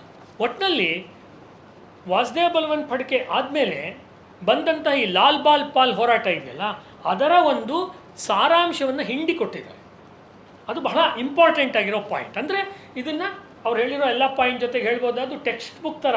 ಅಂದರೆ ಅನೇಕ ಸಂಗತಿಗಳನ್ನು ತಿಳ್ಕೊಳ್ಳೋ ದೃಷ್ಟಿಯಿಂದ ಕೂಡ ಇದನ್ನು ನಾವು ನೋಡುವ ಸಾಧ್ಯತೆ ಇದೆ. ಇದನ್ನು ಹೇಳುವಾಗಲೇ ಭಾರತೀಯ ಸಮಾಜದಲ್ಲಿ ಇರುವಂಥ ಅಸಮಾನತೆ, ಸಮಾಜದಲ್ಲಿರುವಂಥ ಮೇಲು ಕೇಳಿದ ಭಾವ, ಅದನ್ನು ಕೂಡ ಎಲ್ಲ ಪುಸ್ತಕಗಳಲ್ಲೂ ಕೊಟ್ಟಿದ್ದಾರೆ. ಬೇರೆ ಬೇರೆ ರೀತಿಯಾಗಿ ಕೊಟ್ಟಿದ್ದಾರೆ ಅಷ್ಟೇ. ಅದನ್ನು ಇನ್ನು ಭಾಳ ಡೈರೆಕ್ಟಾಗಿ ಕೊಟ್ಟಿದ್ದಾರೆ ಅಂತಲ್ಲ. ಉದಾಹರಣೆಗೆ ಅಜೇಯದಲ್ಲಿ ಒಂದು ಬೆಲ್ಲದ ಉಂಡೆ, ಅದು ಇರೋದೇ ಪಾಪ ಒಂದು ಬೆಲ್ಲದ ಉಂಡೆ. ಅವನು ರಣಜಿತ್ ಅಂದರೆ ಭಗತ್ ಸಿಂಗ್, ಅವನು ಅದನ್ನು ತೊಗೊಂಡ್ಬಿಟ್ಟು ತಿನ್ನಕ್ಕೆ ಹೋಗ್ತಾನೆ. ಅವರು ಚಂದ್ರಶೇಖರ್ ಆಜಾದ್ ನಡುವೆ ಒಂದು ಬೆಲ್ಲದ ಉಂಡೆಗೋಸ್ಕರ ಕಿತ್ತಾಟ ಆಗುತ್ತೆ. ಅದು ಇಲ್ಲ, ತಿನ್ನಕ್ಕೇನು ಇಲ್ಲ ಅಲ್ಲಿ. ಆವಾಗ ಒಂದು ಬಚ್ಚಲು, ಹಳೆಯ ರೂಮ್ಗಳು ನಿಮ್ಗೆ ನೆನಪಿದ್ರೆ ಗೊತ್ತಿರುತ್ತೆ, ಒಂದು ರೂಮು ಒಳಗಡೆ ಒಂದು ಬಚ್ಚಲು ಮನೆ ಅಲ್ಲ, ಒಂದು ಬಚ್ಚಲು, ಅಲ್ಲಿಗೆ ಹೋಗಿ ಇದು ಬಿದ್ದುಬಿಡುತ್ತೆ. ಏನು ಮುಲಾಜಿಲ್ಲದೆ ಅದನ್ನು ತೊಗೊಂಡೋಗಿ ತೊಳ್ಕೊಂಬಿಟ್ಟು ಆಜಾದ್ ಬೈಕ್ ಹಾಕ್ಕೊಂತಾರೆ. ತೊಳೆದಿರಲ್ಲ, ಭಗತ್ ಸಿಂಗ್ ತೊಳಿ ಅಂತ ಹೇಳೋದು, ಹಾಗೆ ತಿಂತಾರೆ. ಇದು ಆ ಬಾಂಧವ್ಯ ಇದೆಯಲ್ಲ, ಅದನ್ನು ತೋರಿಸುತ್ತೆ. ಮುಂದೆ ಬಂದ ಕಮ್ಯುನಿಸ್ಟ್ ಚಳವಳಿ ಚಂದ್ರಶೇಖರ್ ಆಜಾದ್ ಮೇಲಿರೋ ಜನಿವಾರವನ್ನು ಗಮನಿಸಿ, ನಾನು ಎಲ್ಲವನ್ನೂ ಹೇಳ್ತೀನಿ, ಯಾಕಂದ್ರೆ ಇವತ್ತೇ ಸತ್ರು ನನಗೇನು ಯೋಚನೆ ಇಲ್ಲ, ಸತ್ಯವನ್ನೇ ಹೇಳಬೇಕು ಅಂತ ನಾನು ನಂಬಿರೋವಂಥ ಮನುಷ್ಯ. ಅವನ ಜನಿವಾರ ಅವನನ್ನು ಕ್ರಾಂತಿಕಾರಿಗಳ ಬಗ್ಗೆ ಉತ್ತರ ಭಾರತದಲ್ಲಿ ಚರ್ಚೆ ಮಾಡಿದಂತೆ ಮಾಡ್ತು ಅಂತ ನಾನು ಘೋಷಣೆ ಮಾಡ್ತೀನಿ. ಇದೇ ಕಾರಣ. ಜಾತಿ ಕಾರಣಕ್ಕೋಸ್ಕರ, ಬೇರೆ ಇನ್ನೇನು ಕಾರಣ ಇಲ್ಲ. ಯಾಕೆಂದರೆ ಉತ್ತರ ಪ್ರದೇಶದಲ್ಲಿ ಅಥವಾ ಮಧ್ಯಪ್ರದೇಶದಲ್ಲಿ ಏನು ಹೇಳೋದಕ್ಕೆ ಕಾರಣ ಇತ್ತು, ಅವನನ್ನು ಇಷ್ಟು ನೆಗ್ಲೆಕ್ಟ್ ಮಾಡೋದಕ್ಕೆ ಏನು ಕಾರಣ ಇತ್ತು ಅಂದರೆ, ಸ್ವಾತಂತ್ರ್ಯ ನಂತರದಲ್ಲಿ ಹೋರಾಟಗಾರರನ್ನು ಜಾತಿ ವಿಂಗಡಣೆಯ ಪಟ್ಟಿಯಲ್ಲಿ ನೋಡೋದಕ್ಕೆ ಶುರು ಮಾಡಿದ್ರು. ಇದು ಬಹಳ ದೊಡ್ಡ ಘೋರ ಅನ್ಯಾಯವನ್ನು ಮಾಡಿದ್ರು, ಎಲ್ಲರಿಗೂ ಮಾಡಿದರು, ಬರೀ ಬ್ರಾಹ್ಮಣರಿಗೆ ನಾನು ಹೇಳ್ತಿಲ್ಲ, ಎಲ್ಲರಿಗೂ ಈ ರೀತಿಯದನ್ನು ಆಗ 50-60 ವರ್ಷ ಅಧಿಕಾರದಲ್ಲಿದ್ದವರು ಮಾಡಿದರು. ಆಗಲೇ ನಾಗರಾಜ್ಯವ್ರು ಹೇಳಿದ ಮಾತಿಗೆ ಒಂದು ಮಾತನ್ನು ಜೋಡಿಸ್ಬೇಕು. ಅವಾಗ ನಾನು ವಾದಿರಾಜ್ ಅವ್ರಿಗೆ ಮೆಸೇಜ್ ಕೂಡ ಮಾಡಿದೆ, ಅವರು ಹೊರಗೆ ಹೋಗಿ ಬಂದರು. ಅದೇನು ಅಂದರೆ, ಭಾರತದ ಸ್ವಾತಂತ್ರ್ಯ ಹೋರಾಟದಲ್ಲಿ ಒಂದು ಕ್ರಾಂತಿಧಾರೆಯನ್ನು ಗುರುತಿಸೋದಾದರೆ ಇನ್ನೊಂದು ಸಾಮಾಜಿಕ ಪರಿವರ್ತನೆಯ ಧಾರೆ ಇದೆ. ಮತ್ತು ಸ್ವಲ್ಪ ಬರುತ್ತೆ, ಇದರಲ್ಲೂ ಕೂಡ ಬರುತ್ತೆ. ಅಂದರೆ ನೀವು ಈ ಪಾಸಿಟಿವ್ ಆಗಿ ಮಾಡಿರೋ ಹೋರಾಟ ಇದೆ ಅಲ್ವಾ, ಪುಲೆಯವರು ಇರ್ಬೋದು, ಅದಕ್ಕಿಂತ ಮುಂಚೆ ಬಂದ ದಯಾನಂದ ಸರಸ್ವತಿ ಇರ್ಬೋದು, ಅಂಬೇಡ್ಕರ್ ಇರ್ಬೋದು, ನಮ್ಮ ಕರ್ನಾಟಕದಲ್ಲಿ ಮಾಡಿರುವಂಥ ಬೇರೆ ಬೇರೆ ಹೋರಾಟಗಳಿರ್ಬೋದು, ಇದು ನಮ್ಮ ಫ್ರೀಡಮ್ ಮೂಮೆಂಟಿಂದೇ ಭಾಗ. ಇದು ಹಾಗೆ ಸಾಮಾನ್ಯವಾಗಿ ನಾವು ನೋಡಲ್ಲ. ಯಾರೋ ಕ್ರಾಂತಿಶಾಸ್ತ್ರವನ್ನು ಇಟ್ಕೊಂಡು ಸಾಹಿತ್ಯವನ್ನು ಅಧ್ಯಯನ ಮಾಡ್ತಾರೆ, ಯಾರೋ ಅಹಿಂಸಾ ಶಾಸ್ತ್ರವನ್ನು ಇಟ್ಕೊಂಡು ಸಾಹಿತ್ಯವನ್ನು ಅಧ್ಯಯನ ಮಾಡ್ತಾರೆ. ಅವ್ರು ಮಿಸ್ ಮಾಡ್ಕೊಳ್ಳೋ ಪಾಯಿಂಟ್ ಏನಂದರೆ, ನಿನ್ನೆ ನಮ್ಮ ಸ್ನೇಹಿತರು ಯಾರೋ ಒಬ್ರು ಕೇಳಿದ್ರು ಒಂದು ಕಾರ್ಯಕ್ರಮದಲ್ಲಿ, ಸರ್ ಅಂಬೇಡ್ಕರ್ ಅವ್ರನ್ನ ನಾವು ಫ್ರೀಡಮ್ ಫೈಟರ್ ಅಂತ ಕರಿಬೋದಾ ಅಂತ ಕೇಳಿದ್ರು. ಸೊ ವೆರಿ ಕ್ಲಾಸಿಕಲ್ ಕ್ವಶನ್ ಇದು. ಕರಿಬೇಕು ಅಂತ ನಾನು ಹೇಳ್ತೀನಿ ನನ್ನ ಅಧ್ಯಯನದ ಮೇಲೆ. ಯಾಕೆ ಅಂದರೆ ಬಿಡುಗಡೆಗೋಸ್ಕರ, ಮನುಷ್ಯನ ಬಿಡುಗಡೆಗೋಸ್ಕರ ಹೋರಾಟ ಮಾಡುವುದೇ ಸ್ವಾತಂತ್ರ್ಯ ಹೋರಾಟ ಅನ್ನೋದಾದರೆ, ಅವರು ಸ್ವಾತಂತ್ರ್ಯ ಹೋರಾಟಗಾರರು. ಅವರು ಚರಕ ಹಿಡಿದಿದ್ರ, ಅವರು ಬಂದೂಕ ಹಿಡಿದಿದ್ರ ಅಂತ ಹೇಳಿದ್ರೆ, ಚರಕ ಹಿಡಿದಿರೋ ಬಂದೂಕ ಹಿಡಿದ್ರೆ ತುಂಬ ಜನ ಇದ್ದಾರೆ. ಗುರೂಜಿ ಗೊಳವಲ್ಕರ್ ಅವರೇನು ಸ್ವಾತಂತ್ರ್ಯ ಹೋರಾಟದಲ್ಲಿ ಅರೆಸ್ಟ್ ಆಗಲಿಲ್ಲ, ನಾವು ಒಂದು ಗೌರವ ಕೊಡೋದಿಲ್ವಾ ಗುರೂಜಿ ಗೊಳವಲ್ಕರ್ ಅವ್ರನ್ನ? ಯಾಕೆ ನಾನು ಈ ಪಾಯಿಂಟನ್ನು ಹೇಳ್ತಾ ಇದ್ದೀನಿ ಅಂದರೆ, let us be fair to our ancestors. ನಮ್ಮ ಈಗಿನ ನಿಲುವುಗಳು ಏನೇ ಇರಲಿ, ಜ್ಯೋತಿಬಾ ಫುಲೆ ಅವ್ರು ಬಂದಿಲ್ಲ ಅಂದಿದ್ರೆ, ಅಂಬೇಡ್ಕರ್ ಅವ್ರು ಬಂದಿಲ್ಲ ಅಂದರೆ ಇವತ್ತು ಆ ಒಂದು ಧ್ವನಿ ಆ ರೀತಿ ಮೊಳಗ್ತಾ ಇರಲಿಲ್ಲ. ಹಾಗಾಗಿ ಫ್ರೀಡಮ್ ಮೂಮೆಂಟಲ್ಲಿ ಅರುಣ್ ಶೌರಿ ಹೇಳುವಂತೆ ಅವರು ಬ್ರಿಟಿಷರ ಜೊತೆ ಸೇರಿಕೊಂಡಿದ್ರು ಅಂದರೆ ನಾನ್ ಸೆನ್ಸ್ ಅದು. ಐದರ್ ಅರುಣ್ ಶೌರಿಗೆ ಗೊತ್ತಿದ್ದು ಹಿಪೋಕ್ರಸಿ ಮಾಡ್ತಾ ಇದ್ದಾರೆ, ಇಲ್ಲ ಅಂದರೆ ಅವ್ರಿಗೆ ಇತಿಹಾಸದ ಬಗ್ಗೆ ಸರಿಯಾದ ಜ್ಞಾನ ಇಲ್ಲ. ಅವ್ರನ್ನೇ ರಾಷ್ಟ್ರೋತ್ಥಾನದಲ್ಲಿ ಕಾರ್ಯಕ್ರಮ ಆದಾಗ ಓಪನ್ ಆಗಿ ಚಾಲೆಂಜ್ ಮಾಡಿದ್ದೀನಿ ನಾನು Arun Shourie, you come and discuss with me ಅಂತ. ಯಾಕೆಂದರೆ ನಾವು ಮಾತಾಡ್ತಿರೋದು ಒಟ್ಟು ಸ್ವಾತಂತ್ರ್ಯ ಹೋರಾಟಗಾರರ ಚಳುವಳಿ ಇದಾದಾಗ, ಇಲ್ಲ ಅಂದರೆ ಇದನ್ನು ಇಂಟಿಗ್ರೇಟ್ ಮಾಡ್ಕೊಂಡು ನಮಗೆ ನೋಡೋಕ್ಕೆ ಸಾಧ್ಯ ಆಗೋದಿಲ್ಲ. ಇದ್ರ ಮೇಲೆ ಚರ್ಚೆ ಬಂದರೆ ಬರಲಿ, ಪ್ರಶ್ನೆ ಬಂದರೆ ಬರಲಿ, ಅದಲ್ಲ. ಒಟ್ಟಿನಲ್ಲಿ ನಾನು ಗುರುತಿಸೋದು, ನನ್ನ ಮಾತನ್ನು ಮುಗಿಸೋಕ್ಕೆ ಮುಂಚೆ ಈ ಪುಸ್ತಕವನ್ನು ನಾನು ಹೇಗೆ ನೋಡ್ತೀನಿ ಅಂದರೆ, ಮಹಾಘಟನೆಗಳ ಸರಪಳಿ, ವೃತ್ತಾಂತಗಳ ಸರಮಾಲೆ ಇದು. ಅದಕ್ಕೆ ನಾನು ಪುರಾಣದ ಉಲ್ಲೇಖವನ್ನು ಕೊಟ್ಟೆ. ವೃತ್ತಾಂತಗಳ ಸರಮಾಲೆ ಅಂದರೆ ಪುರಾಣಗಳಲ್ಲಿ ಒಂದು ಕತೆ ಹೇಳ್ತಾರೆ, ಆ ಕಥೆಯ ಹೊಕ್ಕಳಲ್ಲೇ ಇನ್ನೊಂದು ಕತೆ ಬರುತ್ತೆ. ಆ ಕತೆ ಹೇಳಿ ಮುಗಿಸೋ ಹೊತ್ತಿಗೆ ಅದರೊಳಗೆ ಇನ್ನೇನೋ ಒಂದು ಉಪಕಥೆ ಬರುತ್ತೆ. ಆ ರೀತಿ ಮುಖ್ಯ ಕತೆ ಈ ಬಾಗ ಜತಿಂದು, ಮಿಕ್ಕಿದ್ದು ನೀವು ಉಪಕಥೆ ಅಂತ ಇಟ್ಕೋಬಹುದು ನಮ್ಮ ಹಳೆಯ ಲೆಕ್ಕಾಚಾರದಲ್ಲಿ. ಆ ರೀತಿಯ ಉಪಕಥೆಗಳನ್ನು ಇದರಲ್ಲವರು ಸಾಕಷ್ಟು ವಿಷಯಗಳನ್ನು ಕೊಡ್ತಾರೆ. ಆಮೇಲೆ ಇಲ್ಲಿ ಕೊನೆಯಲ್ಲಿ ಅವರು ಹೇಳುವಂಥ ಒಂದು ಮಾತಿದೆಯಲ್ಲ, ಅದನ್ನು ಹೇಳಿ ನಾನು ಮುಗಿಸ್ತೀನಿ. ಆ ಬಾಗ ಜತೀನ್ ದೊಡ್ಡ ಯುದ್ಧವನ್ನು ಮಾಡಿ ಅವನು ಪ್ರಾಣಾಹುತಿಯನ್ನು ಕೊಡ್ತಾನೆ. ಪ್ರಾಣಾಹುತಿಯನ್ನು ಕೊಟ್ಟ ಮೇಲೆ ಹರಿದ್ವಾರದ ಒಂದು ಮಠದಲ್ಲಿ ಅವನ ಆಧ್ಯಾತ್ಮಿಕ ಗುರು ಕೂತಿರ್ತಾನೆ. ಇವತ್ತೇನಾಗಿದೆ, ಆಧ್ಯಾತ್ಮಿಕತೆ ಮತ್ತು ಸಾಮಾಜಿಕತೆ ನಡುವೆ ಒಂದು ರೀತಿ ಸಂಬಂಧವೇ ಇಲ್ವೇನೋ, ಅದಕ್ಕೆ ಅದೇ ಒಂದು ಬೇರೆ ಇದೇ ಒಂದು ಬೇರೆ ಅನ್ನೋ ರೀತಿ ನಮ್ಮಲ್ಲಿ ಸಾಕಷ್ಟು ಕಡೆ ಬಂದಿದೆ. ವಿವೇಕಾನಂದರ ಕಾಲದಲ್ಲಿ ಅದು ಇರಲಿಲ್ಲ, ಅರವಿಂದ್ರ ಕಾಲದಲ್ಲಿ ಇರಲಿಲ್ಲ. ಈ ಜತೀನನ ಈ ಒಂದು ಬಲಿದಾನದ ಸುದ್ದಿಯನ್ನು ಕೇಳಿ ಅವನಿಗೆ ಉಪದೇಶ ಮಾಡಿದ್ದಂಥ ಪರಮಗುರು ಭೋಲಾನಂದಗಿರಿ ಗೊತ್ತಾಗುತ್ತೆ. ಭೋಲಾನಂದಗಿರಿಯವರು ಅದುವರೆಗೂ ಅಂತರ್ಮುಖಿಯಾಗಿ ತಪಸ್ಸು ಮಾಡ್ತಾ ಕೂತಿರ್ತಾರೆ ಅವರು ಅಲ್ಲಿ ಹರಿದ್ವಾರದಲ್ಲಿ. ಆವಾಗ ಆನಂತರ ಅವ್ರು ಏನು ಮಾಡ್ತಾರೆ, ಈ ಸುದ್ದಿ ಗೊತ್ತಾದ ತಕ್ಷಣ ಏನು ಮಾಡ್ತಾನೆ ಒಬ್ಬ ಸನ್ಯಾಸಿ, ಒಬ್ಬ ಕ್ರಾಂತಿಕಾರಿಗೆ ಹಿಂಗಾಯಿತು ಅಂತ ಗೊತ್ತಾದಾಗ ಸನ್ಯಾಸಿ ಏನು ಮಾಡ್ತಾರೆ, ಸನ್ಯಾಸಿಯ ಡ್ಯೂಟಿ ಏನು ಅನ್ನೋದನ್ನು ಬಾಬು ಕೃಷ್ಣಮೂರ್ತಿಯವರು ಬರೀತಾರೆ. ಅನಂತರ ತಾವು ಕುಳಿತಲ್ಲಿಂದ ಮೇಲೆದ್ದು ತಮ್ಮ ಶಿಷ್ಯನೊಬ್ಬನು ಜೊತೆಯಲ್ಲಿ ಕರೆದುಕೊಂಡು ಗಂಗೆಯ ತೀರಕ್ಕೆ ಹೋದರು. ತಮ್ಮ ಕಾಷಾಯ ವಸ್ತ್ರವನ್ನು ಕಳಚಿ ಕೌಪೀನಧಾರಿಯಾಗಿ ಗಂಗೆಯಲ್ಲಿ 3 ಬಾರಿ ಮುಳುಗು ಹಾಕಿ ಅನಂತರ ಗಂಗಾಜಲವನ್ನು ಬೊಗಸೆಯಲ್ಲಿ ತೆಗೆದುಕೊಂಡು ಶಾಂತಿ ಮಂತ್ರದೊಂದಿಗೆ ಅಗಲಿದ ತಮ್ಮ ಪ್ರಿಯ ಶಿಷ್ಯನಿಗೆ ತರ್ಪಣ ನೀಡಿದರು. ಸನ್ಯಾಸಿಗಳು ತರ್ಪಣ ನೀಡ್ತಾರ? ಸನ್ಯಾಸಿಗಳು ತರ್ಪಣ ನೀಡ್ತಾರೆ. ಆಶ್ರಮಾತೀತ, ಇವರನ್ನ ರಮಣ ಮಹರ್ಷಿಗಳು ಅತ್ಯಾಶ್ರಮಿಗಳು ಅಂತ ಕರೀತಾರೆ. ಅವಧೂತರಿಗೆ ನಮ್ಮಲ್ಲಿರೋ ಮಾತು ಅತ್ಯಾಶ್ರಮಿಗಳು ಅಂತ. ನಾನು ಹೇಳೋದು ಈ ಪಡಕೆ, ಈ ಆಜಾದು, ಇವರೆಲ್ಲ ಈ ವರ್ಣಾಶ್ರಮವನ್ನು ದಾಟಿದ ಅತ್ಯಾಶ್ರಮಿಗಳು ಇವರು. ಆ್ಯಕ್ಚುಲಿ ಆಶ್ರಮಾತೀತರು ಇವರು. ಆ್ಯಕ್ಚುಲಿ ಯಾವುದೋ ಒಂದು ಹಸಿಯೋ ಬಿಸಿಯೋ ತಿಂದ್ಕೊಂಡು ಒಟ್ಟಿನಲ್ಲಿ ಬ್ರಿಟಿಷರನ್ನು ಉಡಾಯಿಸ್ಬೇಕು, ಇದು ಇವರ ಉದ್ದೇಶ ಆಗಿತ್ತು. ನಾವು ಸಾಯಬೇಕು, ದೇಶವನ್ನು ಬಿಡುಗಡೆ ಮಾಡಬೇಕು. ಮತ್ತೆ ಅವ್ರು ಹೇಳುವಂಥ ಮಾತು, ತಾವೇ ತಮ್ಮ ಕೈಯಾರ ಅವನಿಗೆ ದೀಕ್ಷೆ ನೀಡಿದ್ದರು, ಕೊರಳಿಗೆ ರುದ್ರಾಕ್ಷಿ ಮಾಲೆ ಹಾಕಿದ್ದರು. ನಾಡ ಸೇವೆಗಾಗಿ ಹುಟ್ಟಿರುವ ಕಾರಣ ಜನ್ಮನು ನೀನು. ಆಧ್ಯಾತ್ಮಿಕವಾದ ಪದ ಇದು, ಕಾರಣ ಜನ್ಮನು ನೀನು. ಸಾಮಾನ್ಯ ಜನ್ಮ ಅಲ್ಲ ನಿಂದು ಕಾರಣ ಜನ್ಮ. ನೀನು ನನ್ನ ಹುಲಿ. ಎಂದು ಬೆನ್ನು ಚಪ್ಪರಿಸಿ ಹೋರಾಟದ ಕಣಕ್ಕೆ ಕಳಿಸಿದ್ದರು. ಇಂದು ಅವನು ತನ್ನ ಜೀವನ ಕಾರ್ಯ ಮುಗಿಸಿ ಹೊರಟು ಹೋಗಿದ್ದ. ಅವರೇನು ಹೇಳ್ತಾರೆ ಗುರುಗಳು, ಧನ್ಯ ಜತಿನ್, ಧನ್ಯ ನೀನು, ನಿನಗೆ ಇನ್ನೊಂದು ಜನ್ಮವಿಲ್ಲ, ನಿನಗೆ ಮೋಕ್ಷ ಪ್ರಾಪ್ತಿಯಾಗಿದೆ. ಗುರುಗಳು ಹೇಳ್ತಾ ಇದ್ದಾರೆ, ಗುರುಗಳಿಗೆ ಮೋಕ್ಷ ಪ್ರಾಪ್ತಿಯಾಗಿಲ್ಲ ಇನ್ನೂ. ಅಂದರೆ ನಾನು ತಮಾಷೆಗೆ ಹೇಳ್ತಿಲ್ಲ, ಸೀರಿಯಸ್. ಆಧ್ಯಾತ್ಮಿಕ ಸಾಧನೆ ಮಾಡಲು ಅವ್ರಿಗೆ ಆಗಿಲ್ಲ ಇನ್ನೂ. ಅಂಥ ಗುರುಗಳು ಹೇಳ್ತಿದ್ದಾರೆ ಶಿಷ್ಯನಿಗೆ ಮೋಕ್ಷ ಪ್ರಾಪ್ತಿಯಾಗಿದೆ. ಇಂಥವ್ರು ನಮ್ಮಲ್ಲಿ ಹೇಳಿದ್ದಾರೆ, ದ್ವಾಮಿಮೋ ಪುರುಷೌ ಭೇದೌ ಸೂರ್ಯಮಂಡಲ ಭೇದಿನವು, ದ್ವಾಮಿಮೋ ಪುರುಷಂ ಲೋಕ ಸೂರ್ಯಮಂಡಲ ಭೇದಿನವು. ಯಾರು ನಿಸ್ವಾರ್ಥವಾಗಿ ಸಮಾಜದ ಕೆಲಸ ಮಾಡ್ತಾರೆ, ನಿಸ್ವಾರ್ಥವಾಗಿ ಶತ್ರುವಿನ ತಲೆಯನ್ನು ರಾಜ್ಯದ ಫಲಾಪೇಕ್ಷೆ ಇಲ್ಲದೆ ಕತ್ತರಿಸ್ತಾರೆ, ಅವರು ಸೂರ್ಯಮಂಡಲವನ್ನು ಭೇದಿಸಿ ಹೊರಟೋಗ್ತಾರೆ. ಅಂದರೆ ಪಿತೃಲೋಕಕ್ಕೆ ಬರಲ್ಲ, ಅವರು ದೇವಲೋಕದ ಆಚೆಗೆ ಹೊರಟೋಗ್ತಾರೆ. ಇದು ವೈದಿಕ ಕಲ್ಪನೆ, ಭಾರತೀಯ ಕಲ್ಪನೆ ಇದು. ಆ ರೀತಿ ಹೋರಾಟವನ್ನು ಮಾಡಿದವರು ಇವೆಲ್ಲರೂ, ಈ 3 ಪುಸ್ತಕಗಳ ಬಗ್ಗೆ ಅವ್ರು ಏನು ಹೇಳಿದ್ದಾರೆ, ಎಲ್ಲರೂ ಅದೇ ರೀತಿಯ ಕೆಲಸವನ್ನು ಮಾಡಿ ಅವರು ಸೂರ್ಯಮಂಡಲವನ್ನು ಭೇದಿಸಿ ಆಚೆ ಹೋದವರು. ಭಾಳ ಹಿಂದೆ ಅವರು ಕೆ ವಿ ಆಚಾರ್ಯ ಅಂತ BJPನಲ್ಲಿ MLA MLC ಇದ್ದರು. ಅವರೊಂದು ಭಾಷಣ ಮಾಡ್ತಾ ಹಾಸನದಲ್ಲಿ ಹೇಳಿದರು, ಸೈನಿಕರಿಗೆ ಪುನರ್ಜನ್ಮ ಇಲ್ಲ ಅಂತ. ಭಾಳ ಒಳ್ಳೆ ಮಾತಿದೆ. ಕಾರ್ಗಿಲ್ ಟೈಮಲ್ಲಿ ಆವಾಗಲೂ ಹೇಳಿದರು ಒಂದು ಮಾತು, ಸೈನಿಕರಿಗೆ ಯಾಕೆ ಪುನರ್ಜನ್ಮ ಇಲ್ಲ ಅಂದರೆ ಅವ್ರು ಮಾಡುವ ಎಲ್ಲ ಆಹುತಿಯನ್ನು ಕೊಟ್ಟೇ ಬಿಟ್ಟಿದ್ದಾರೆ. ಕೊನೆಗೆ ಸಾಯುವಾಗ ಏನು ಹೇಳ್ತಾರೆ, ವೈದಿಕ ಮಂತ್ರ ಹೇಳಬೇಕಾದ್ರೆ, ಹೇ ಅಗ್ನಿಯೇ, ನಾನು ಎಲ್ಲವನ್ನೂ ನಿನಗೆ ಅರ್ಪಣೆ ಮಾಡ್ತಾ ಬಂದೆ ನನ್ನ ಅಗ್ನಿ ಕಾರ್ಯಗಳಲ್ಲಿ, ಕೊನೆಗೆ ನನ್ನ ದೇಹವನ್ನು ಅಂತಿಮವಾದ ಒಂದು ನೈವೇದ್ಯವಾಗಿ ನಿನಗೆ ಅರ್ಪಣೆ ಮಾಡಿದ್ದೀನಿ ಅಂತ ಅಗ್ನಿ ಕಾರ್ಯ ಮಾಡುವಾಗ ಅದರಲ್ಲಿ ಬರುತ್ತೆ. ಅದೇ ರೀತಿಯಲ್ಲಿ ಇಲ್ಲಿ ಅವನು ತನ್ನ ಸರ್ವಸ್ವವನ್ನು ದೇಶಕ್ಕೋಸ್ಕರ ಅವನು ಅರ್ಪಣೆ ಮಾಡ್ತಾನೆ. ಯಾರು ಅವನನ್ನು ಫಾಲೋ ಮಾಡ್ತಿರ್ತಾನೆ, CID, ಇದು ಭಾಳ ಮಜಾ. ಇದರಲ್ಲೂ ಬರುತ್ತೆ, ನಟ್ವರ್ ಬಾಪ್ನ ಪ್ರಸಂಗ ಅಜೇಯದಲ್ಲೂ ಬರುತ್ತೆ. ಶತ್ರು ಯಾರು ಫಾಲೋ ಮಾಡ್ತಿರ್ತಾನೆ ಅವನೇ ಇವನ ಗುಣಗಾನ ಮಾಡುವಂಥದ್ದು ಬರುತ್ತೆ. ಝಾನ್ಸಿ ರಾಣಿ ಸಂದರ್ಭದಲ್ಲೂ ಕೂಡ ಆ ವಿರೋಧಿಗಳೇ ಅವನ ಮೇಲೆ ಎಂಥ ಒಳ್ಳೆಯ ರಾಣಿ ಅವಳು, ಎಂಥ ಪೌರುಷವಂತೆ ಅಂತ ಹೊಗಳಿರೋ ಮಾತುಗಳು ಝಾನ್ಸಿ ರಾಣಿಯ ಜೀವನದಲ್ಲಿ ಬರುತ್ತೆ. ಅದೇ ರೀತಿ DIG ಡೆನ್ಹ್ಯಾಮ್ ಅವನು ವೈಸ್ರಾಯ್ಗೆ ಒಂದು ರಿಪೋರ್ಟ್ ಕೊಡ್ತಾನೆ ಜತಿನ್ ಬಗ್ಗೆ. ಅದು ಕೇಂದ್ರ ಗುಪ್ತಚರ ವಿಭಾಗದ ಒಬ್ಬ ಆಫೀಸರ್ ಅವನು, ಈ ಡೆನ್ಹ್ಯಾಮ್ ಅನ್ನೋನು. ಅವನು ಒಂದು ಮಾತನ್ನು ಜತಿನ್ ಬಗ್ಗೆ ಬರೆದಿದ್ದಾನೆ.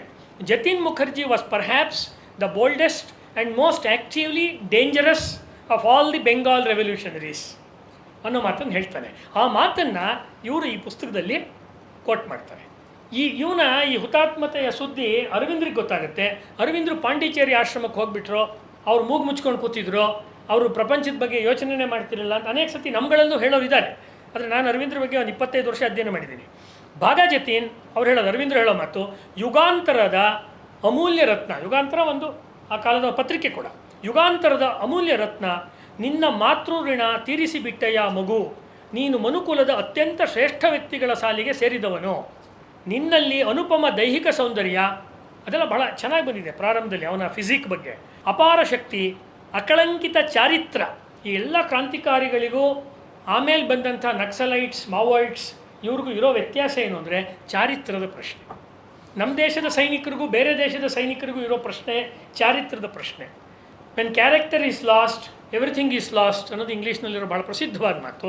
ಚಾರಿತ್ರಕ್ಕೆ ಅತ್ಯಂತ ಪ್ರಸಿದ್ಧವಾದ ಉದಾಹರಣೆಗಳು ಈ ಕ್ರಾಂತಿಕಾರಿಗಳ ಜೀವನದಲ್ಲಿ ಬರುತ್ತೆ. ಯಾವಾಗ ಅವರು ಅದನ್ನು ಮಾಡಲ್ಲ ಆಗ ಹಡಗಿನಲ್ಲಿ ರಂಧ್ರ ಅಂತ ಅಜೇಯದ ಚಾಪ್ಟರ್ ಬರೋದು ಅವಾಗ. ಆಗ ಯಶ್ಪಾಲು, ಪ್ರಕಾಶ್ವತಿ, ವೀರಭದ್ರ ತಿವಾರಿ ಅವರ ಲವ್ ಅಫೇರ್ಸು ಇತ್ಯಾದಿಗಳೆಲ್ಲ ಬರುತ್ತೆ, ಕೋಕಿ ಇತ್ಯಾದಿಗಳ ಪ್ರಸಂಗಗಳು ಬರುತ್ತೆ. ಇದನ್ನು ನಾವು ನೋಡಬೇಕು. ನಡಿಗೆ, ಧೈರ್ಯ, ಸಾಹಸ, ಗಾಂಭೀರ್ಯತೆಗಳು ನಿನ್ನಲ್ಲಿ ಮೇಳೈಸಿದ್ದವು, ನಿನ್ನ ತಾಯಿನಾಡಿಗೆ ರುಧಿರಾಭಿಷೇಕ ಮಾಡಿದೆ, ಧನ್ಯ ಜತಿನ್, ನೀನು ಧನ್ಯ ಅನ್ನುವ ಮಾತನ್ನು ಅವರ ಆ ಪಾತ್ರಗಳ ಮೂಲಕ ಅವರು ಹೇಳಿಸ್ತಾರೆ. ಹೀಗೆ ಇದು ಆದಮೇಲೆ ಕೊನೆಯಲ್ಲಿ ಈ ಸಿನಿಮಾಗಳು ಮುಗಿದ ಮೇಲೆ ಈ ಕೆಲವು ಒಳ್ಳೆ ಡೈರೆಕ್ಟರ್ಗಳದ್ದು ನೀವು ಸಿನಿಮಾಗಳನ್ನು ನೋಡಿದಾಗ ಆ ಎಲ್ಲ ಕೊನೆಯಲ್ಲಿ ಟೈಟಲ್ಸ್ ಎಲ್ಲ ತೋರಿಸ್ಬಿಡ್ತಾರೆ.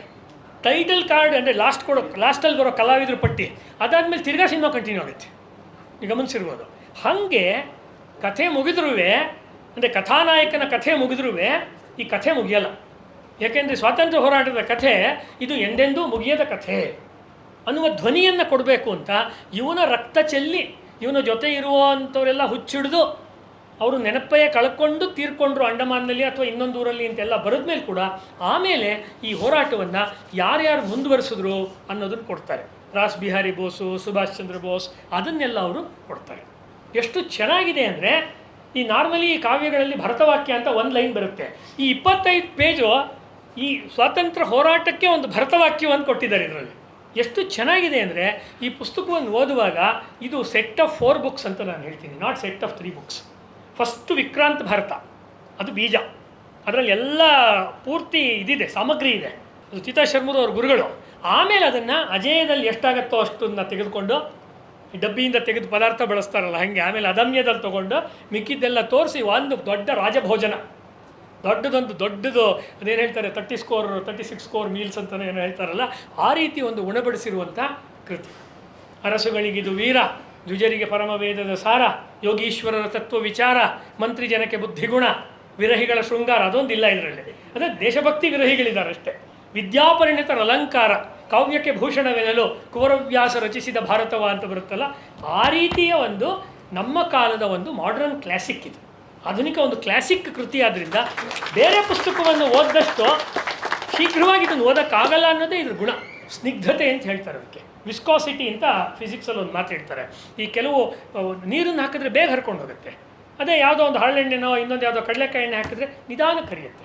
ಯಾಕೆಂದರೆ ಇದು ತನ್ನ ಚೆಲುವನ್ನು, ತನ್ನ ಒಳಗಿನ ಒಂದು ಹೃದಯ ಭೇದಕವಾದ ಮಾತುಗಳು, ಕಥೆಗಳನ್ನು ನಿಧಾನಕ್ಕೆ ಬಿಟ್ಕೊಡ್ತಾ ಹೋಗುತ್ತೆ.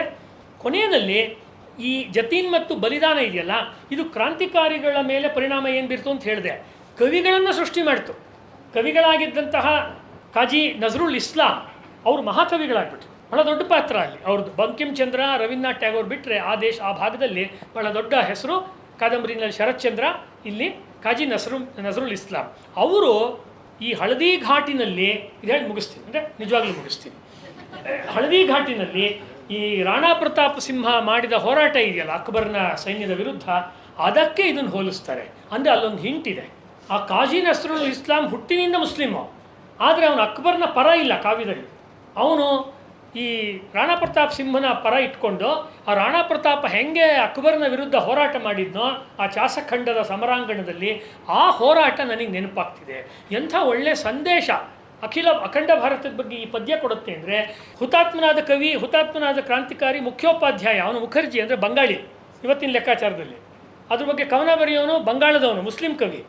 ಅವನು ಉಲ್ಲೇಖ ಕೊಡ್ತಾ ಇದ್ದ ರಾಜಸ್ಥಾನದ ಭಾಗದಲ್ಲಿ ತೀರ್ಕೊಂಡಂತಹ ಇವನ ಬಗ್ಗೆ, ಯಾರು ರಾಣಾ ಪ್ರತಾಪ, ಹುತಾತ್ಮನಾದ ರಾಣಾ ಪ್ರತಾಪನ ಬಗ್ಗೆ ಕೊಡ್ತಿದ್ದಾರೆ. ಭಾರತವೆಲ್ಲವೂ ಒಂದೇ ಅನ್ನುವ ಭಾವನೆ ಈ ಪದ್ಯದಲ್ಲಿ ಬರುತ್ತೆ.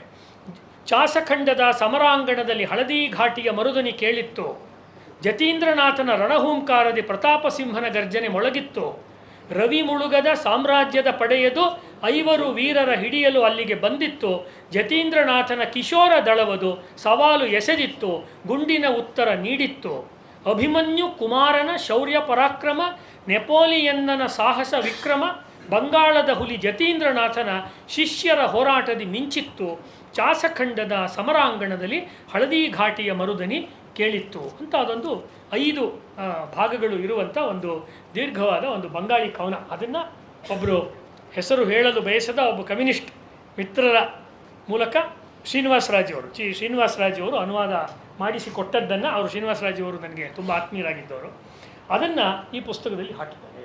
ಅಂದರೆ ಎಲ್ಲೆಲ್ಲಿ ಇದಕ್ಕೆ ಅವರು ಹವಿಸ್ಸುಗಳನ್ನು ಅಥವಾ ಇಂಗ್ಲೀಷಿಗೆ ಕನ್ನಡಕ್ಕೆ, ಅವರು ಬಂಗಾಳಿ ಟು ಇಂಗ್ಲೀಷ್ ಮಾಡಿದ್ದನ್ನು ಬಾಬು ಅವರು ಇಂಗ್ಲೀಷಿಂದ ಕನ್ನಡಕ್ಕೆ ಮಾಡಿದರು. ಹಾಗಾಗಿ ಈ ಕವನ ಅವ್ರದ್ದೇ, ಅಂದರೆ ಇವರು ಈ ಕವನ ಅವರೇ ಬರೆದಿರೋ, ಅನುವಾದ ಮಾಡಿರೋ ಕವನ ಇದು. ಹೀಗೆ ಇವರ ಕಾವ್ಯಮಯವಾದ ಜೀವನವನ್ನು ಈ ಗ್ರಂಥದಲ್ಲಿ ಅವರು ಕಟ್ಟಿಕೊಟ್ಟಿದ್ದಾರೆ. ಇದು ತುಂಬ ಚಿತ್ರಗಳಿಂದ, ಅವಾಗ ಅವ್ರು ಹೇಳಿದ್ರಲ್ಲ ಹಾಗೆ ತುಂಬ ಗ್ರಂಥಗಳು ಚಿತ್ರಗಳಿಂದೆಲ್ಲ ಕೂಡಿ ಇದು ಜೀವನ ಚರಿತ್ರೆ ಏನೋ ಅಂತ, ನಾನು ಒಂದು ಕೊನೆಯಲ್ಲಿ ಒಂದು ಕೋಸರ ಹೇಳಬೇಕಲ್ಲ, ಜೀವನ ಚರಿತ್ರೆನೋ ಏನೋ ಅಂತ ಅನ್ನಿಸ್ಬೋದು. ಯಾಕೆಂದರೆ ಒಂದು ಸಮಸ್ಯೆ ನಿಮಗೂ ಗೊತ್ತಿದೆ, ಜೀವನ ಚರಿತ್ರೆ ಹೇಳುವಾಗ ಆ ಮಧ್ಯೆ ಗ್ಯಾಪ್ಗಳನ್ನು ಬರೆಯೋಕ್ಕಾಗಲ್ಲ. ಮಧ್ಯೆ ಏನಾಯಿತು, ಏನು ಡೈಲಾಗ್ ಹೊಡೆದ್ರು, ಏನು ಮಾತುಕತೆ ಆಡಿದ್ರು ಗೊತ್ತಿಲ್ಲ. ಅಲ್ಲಿ ಯಾರಿದ್ದಾರೆ, ಗುಂಡೊಡೆಯೋ ಬ್ರಿಟಿಷ್ನವರು, ಯುದ್ಧ ಮಾಡೋ ಭಾರತೀಯರು ಬಿಟ್ಟರೆ ಅಲ್ಲಿ ಮೂರನೇವ್ರು ಯಾರೂ ಇಲ್ಲ. ಅದನ್ನು ಇವರ ಕಲ್ಪನೆ ಅಂದರೆ ಆ ಚೌಕಟ್ಟಿಗೆ ಹೊಂದುವಂತಹ, ಒಪ್ಪುವಂತಹ, ಸತ್ಯಕ್ಕೆ ಅತ್ಯಂತ ನಿಕಟವಾದ ಪ್ರಾಮಾಣಿಕವಾದ ಒಂದು ಸಾಲುಗಳ ಮೂಲಕ ಅವರು ತುಂಬಿಸಿದ್ದಾರೆ. ಅದನ್ನು ಇವರು ಬರೆದಿದ್ದಾರೆ. ಏನು ಭಾಳ ದೊಡ್ಡ ಪುಸ್ತಕ ಅಲ್ಲ, ಕೇವಲ 734 ಪುಟಗಳ ಗ್ರಂಥ ಅಷ್ಟೇ ಇದು. ಇದನ್ನು ಸಣ್ಣಕ್ಷರಗಳಲ್ಲಿ ಡಬಲ್ ಲೈನ್ ಸ್ಪೇಸಿಂಗ್ ಇಲ್ಲ ಇದರಲ್ಲಿ, ಅದನ್ನು ಅವರು ಬರೆದಿದ್ದಾರೆ. ಇದು ಮಜಾ ಅಂದರೆ ಇದು ಅನೇಕ ಮರುಮುದ್ರಣಗಳನ್ನು ಪಡೆದಿದೆ. ಹುಲಿಯನ್ನು, ದೊಡ್ಡದಾಗಿರೋ ಹುಲಿ ಅದು ಎಗರು ಬೀಳತ್ತೆ. ಹೀಗೆ ಮೊನ್ನೆ ಕೂಡ ಬಂದಂಥ RRR ಸಿನಿಮಾದಲ್ಲಿ ಅದೊಂದು ಸೀನ್ ಇದೆ, ನೀವು ನೋಡಿರ್ಬೋದು RRR ಸಿನಿಮಾದಲ್ಲಿ. ಹಾಗೆ ಮೈ ಮೇಲೆ ಬಿದ್ದಂಥ ಹೆಬ್ಬುಲಿಯನ್ನು ಒಂದು ಸಣ್ಣ ಚಾಕು ಅದನ್ನು ಇಟ್ಕೊಂಡು ಅವನು ಹೋರಾಟ ಮಾಡಿ, ಇವನು ಚಿಕ್ಕ ಹುಡುಗ ಇದ್ದಾಗ ಅದನ್ನು ಅವನು ಕೊಲ್ತಾನೆ. ಚೆನ್ನಾಗಿ ಅವನು ವ್ಯಾಯಾಮ ಮಾಡಿ ದೇಹವನ್ನು ಬೆಳೆಸಿರೋನು ಮತ್ತು ಸಂಸ್ಕೃತಿಯನ್ನು ಬೆಳೆಸ್ಕೊಂಡಿರೋ ಸರ್ಕಾರದಲ್ಲಿ ಕೆಲಸ ಮಾಡ್ತಿದ್ದವನು ವಾಪಸ್ ಅವನು ಭಗಜತಿನ್ ಕೂಡ. ಅವನು ಹುಲಿಯನ್ನು ಕೊಂದಿದ್ದು ದೊಡ್ಡ ಸುದ್ದಿ ಆಗುತ್ತೆ. ಹುಲಿಯನ್ನು ಕೊಂದಿದ್ದಕ್ಕೋಸ್ಕರ ಅವನ ಸುದ್ದಿ ಆಗುತ್ತೆ, ನಮಗೆ ಗೊತ್ತಾಗಲ್ಲ. ಪಕ್ಕದ ಸೊಂಟದಲ್ಲಿ ಕತ್ತಿ ಇಟ್ಕೊಂಡಿರೋ ಟಿಪ್ಪು ಸುಲ್ತಾನ್ ಅವನು ಹುಲಿ ಕೊಂದ ಅಂತ ಹೇಳ್ತಾರೆ. ಅವನು ಕತ್ತಿ ತೆಗೆದು ಯಾಕೆ ಕೊಂದಲಿಲ್ಲ ಅಂತ ಯಾರೂ ಹೇಳಿಲ್ಲ ಇದುವರೆಗೂ. It's A very golden question. ಅವನ ಚಿತ್ರದಲ್ಲಿ ಯಾವಾಗಲೂ ಒಂದು ಕತ್ತಿ ಇರುತ್ತೆ. ಆಮೇಲೆ ಪ್ರತಾಪ್ ಸಿಂಹ ಹಿಂದೆ ಬರೆದಂತೆ ಅವನು ರಾಕೆಟನ್ನು ಕಂಡುಹಿಡಿದಿದ್ರೆ, ಇವರು ಹೇಳಿದರು, ನಮ್ಮ ಮಾಜಿ ರಾಷ್ಟ್ರಪತಿಗಳು ಹೇಳಿದರು, ಅಬ್ದುಲ್ ಕಲಾಂ. ಅವನು ರಾಕೆಟನ್ನು ಕಂಡುಹಿಡಿದಿದ್ದೇ ನಿಜ. ಆದರೆ ಟಿಪ್ಪು ಸುಲ್ತಾನ್ ಅದನ್ನು ಬ್ರಿಟಿಷರ ಮೇಲೆ ಅದನ್ನು ಓಡಿಸ್ದೆ, ಅವನು ಹಾರಿಸ್ದೆ ಏನು ಮಾಡ್ತಿದ್ದ ಅವನು? ಸುಮ್ಮನೆ ಇದೆಲ್ಲ ಆಮೇಲೆ ಬರೆದಿರೋ ಕಟ್ಟುಕಥೆಗಳು ಅಷ್ಟೇ. ಹಾಗಾಗಿ ಅದೊಂದನ್ನು ನಾವಿಲ್ಲಿ ಗಮನಿಸಬೇಕು. ಹುಲಿಯ ಚಿತ್ರ ಎದುರುಗಡೆ ಬಂದಿದ್ದಕ್ಕೆ ಟಿಪ್ಪು ಸುಲ್ತಾನ್ ಫೇಮಸ್ ಆದ. ಹುಲಿಯನ್ನೇ ಕೊಂದಂಥವನು ಫೇಮಸ್ ಆಗೋದಕ್ಕೆ ರುದ್ರಾಭಿಷೇಕ ಬರೋ ತನಕ ಕಾಯಬೇಕಾಯ್ತು. ಬಾಬು ಕೃಷ್ಣಮೂರ್ತಿಯವರು ಬರೋ ತನಕ ಕಾಯಬೇಕಾಯ್ತು. ನಮಸ್ಕಾರ.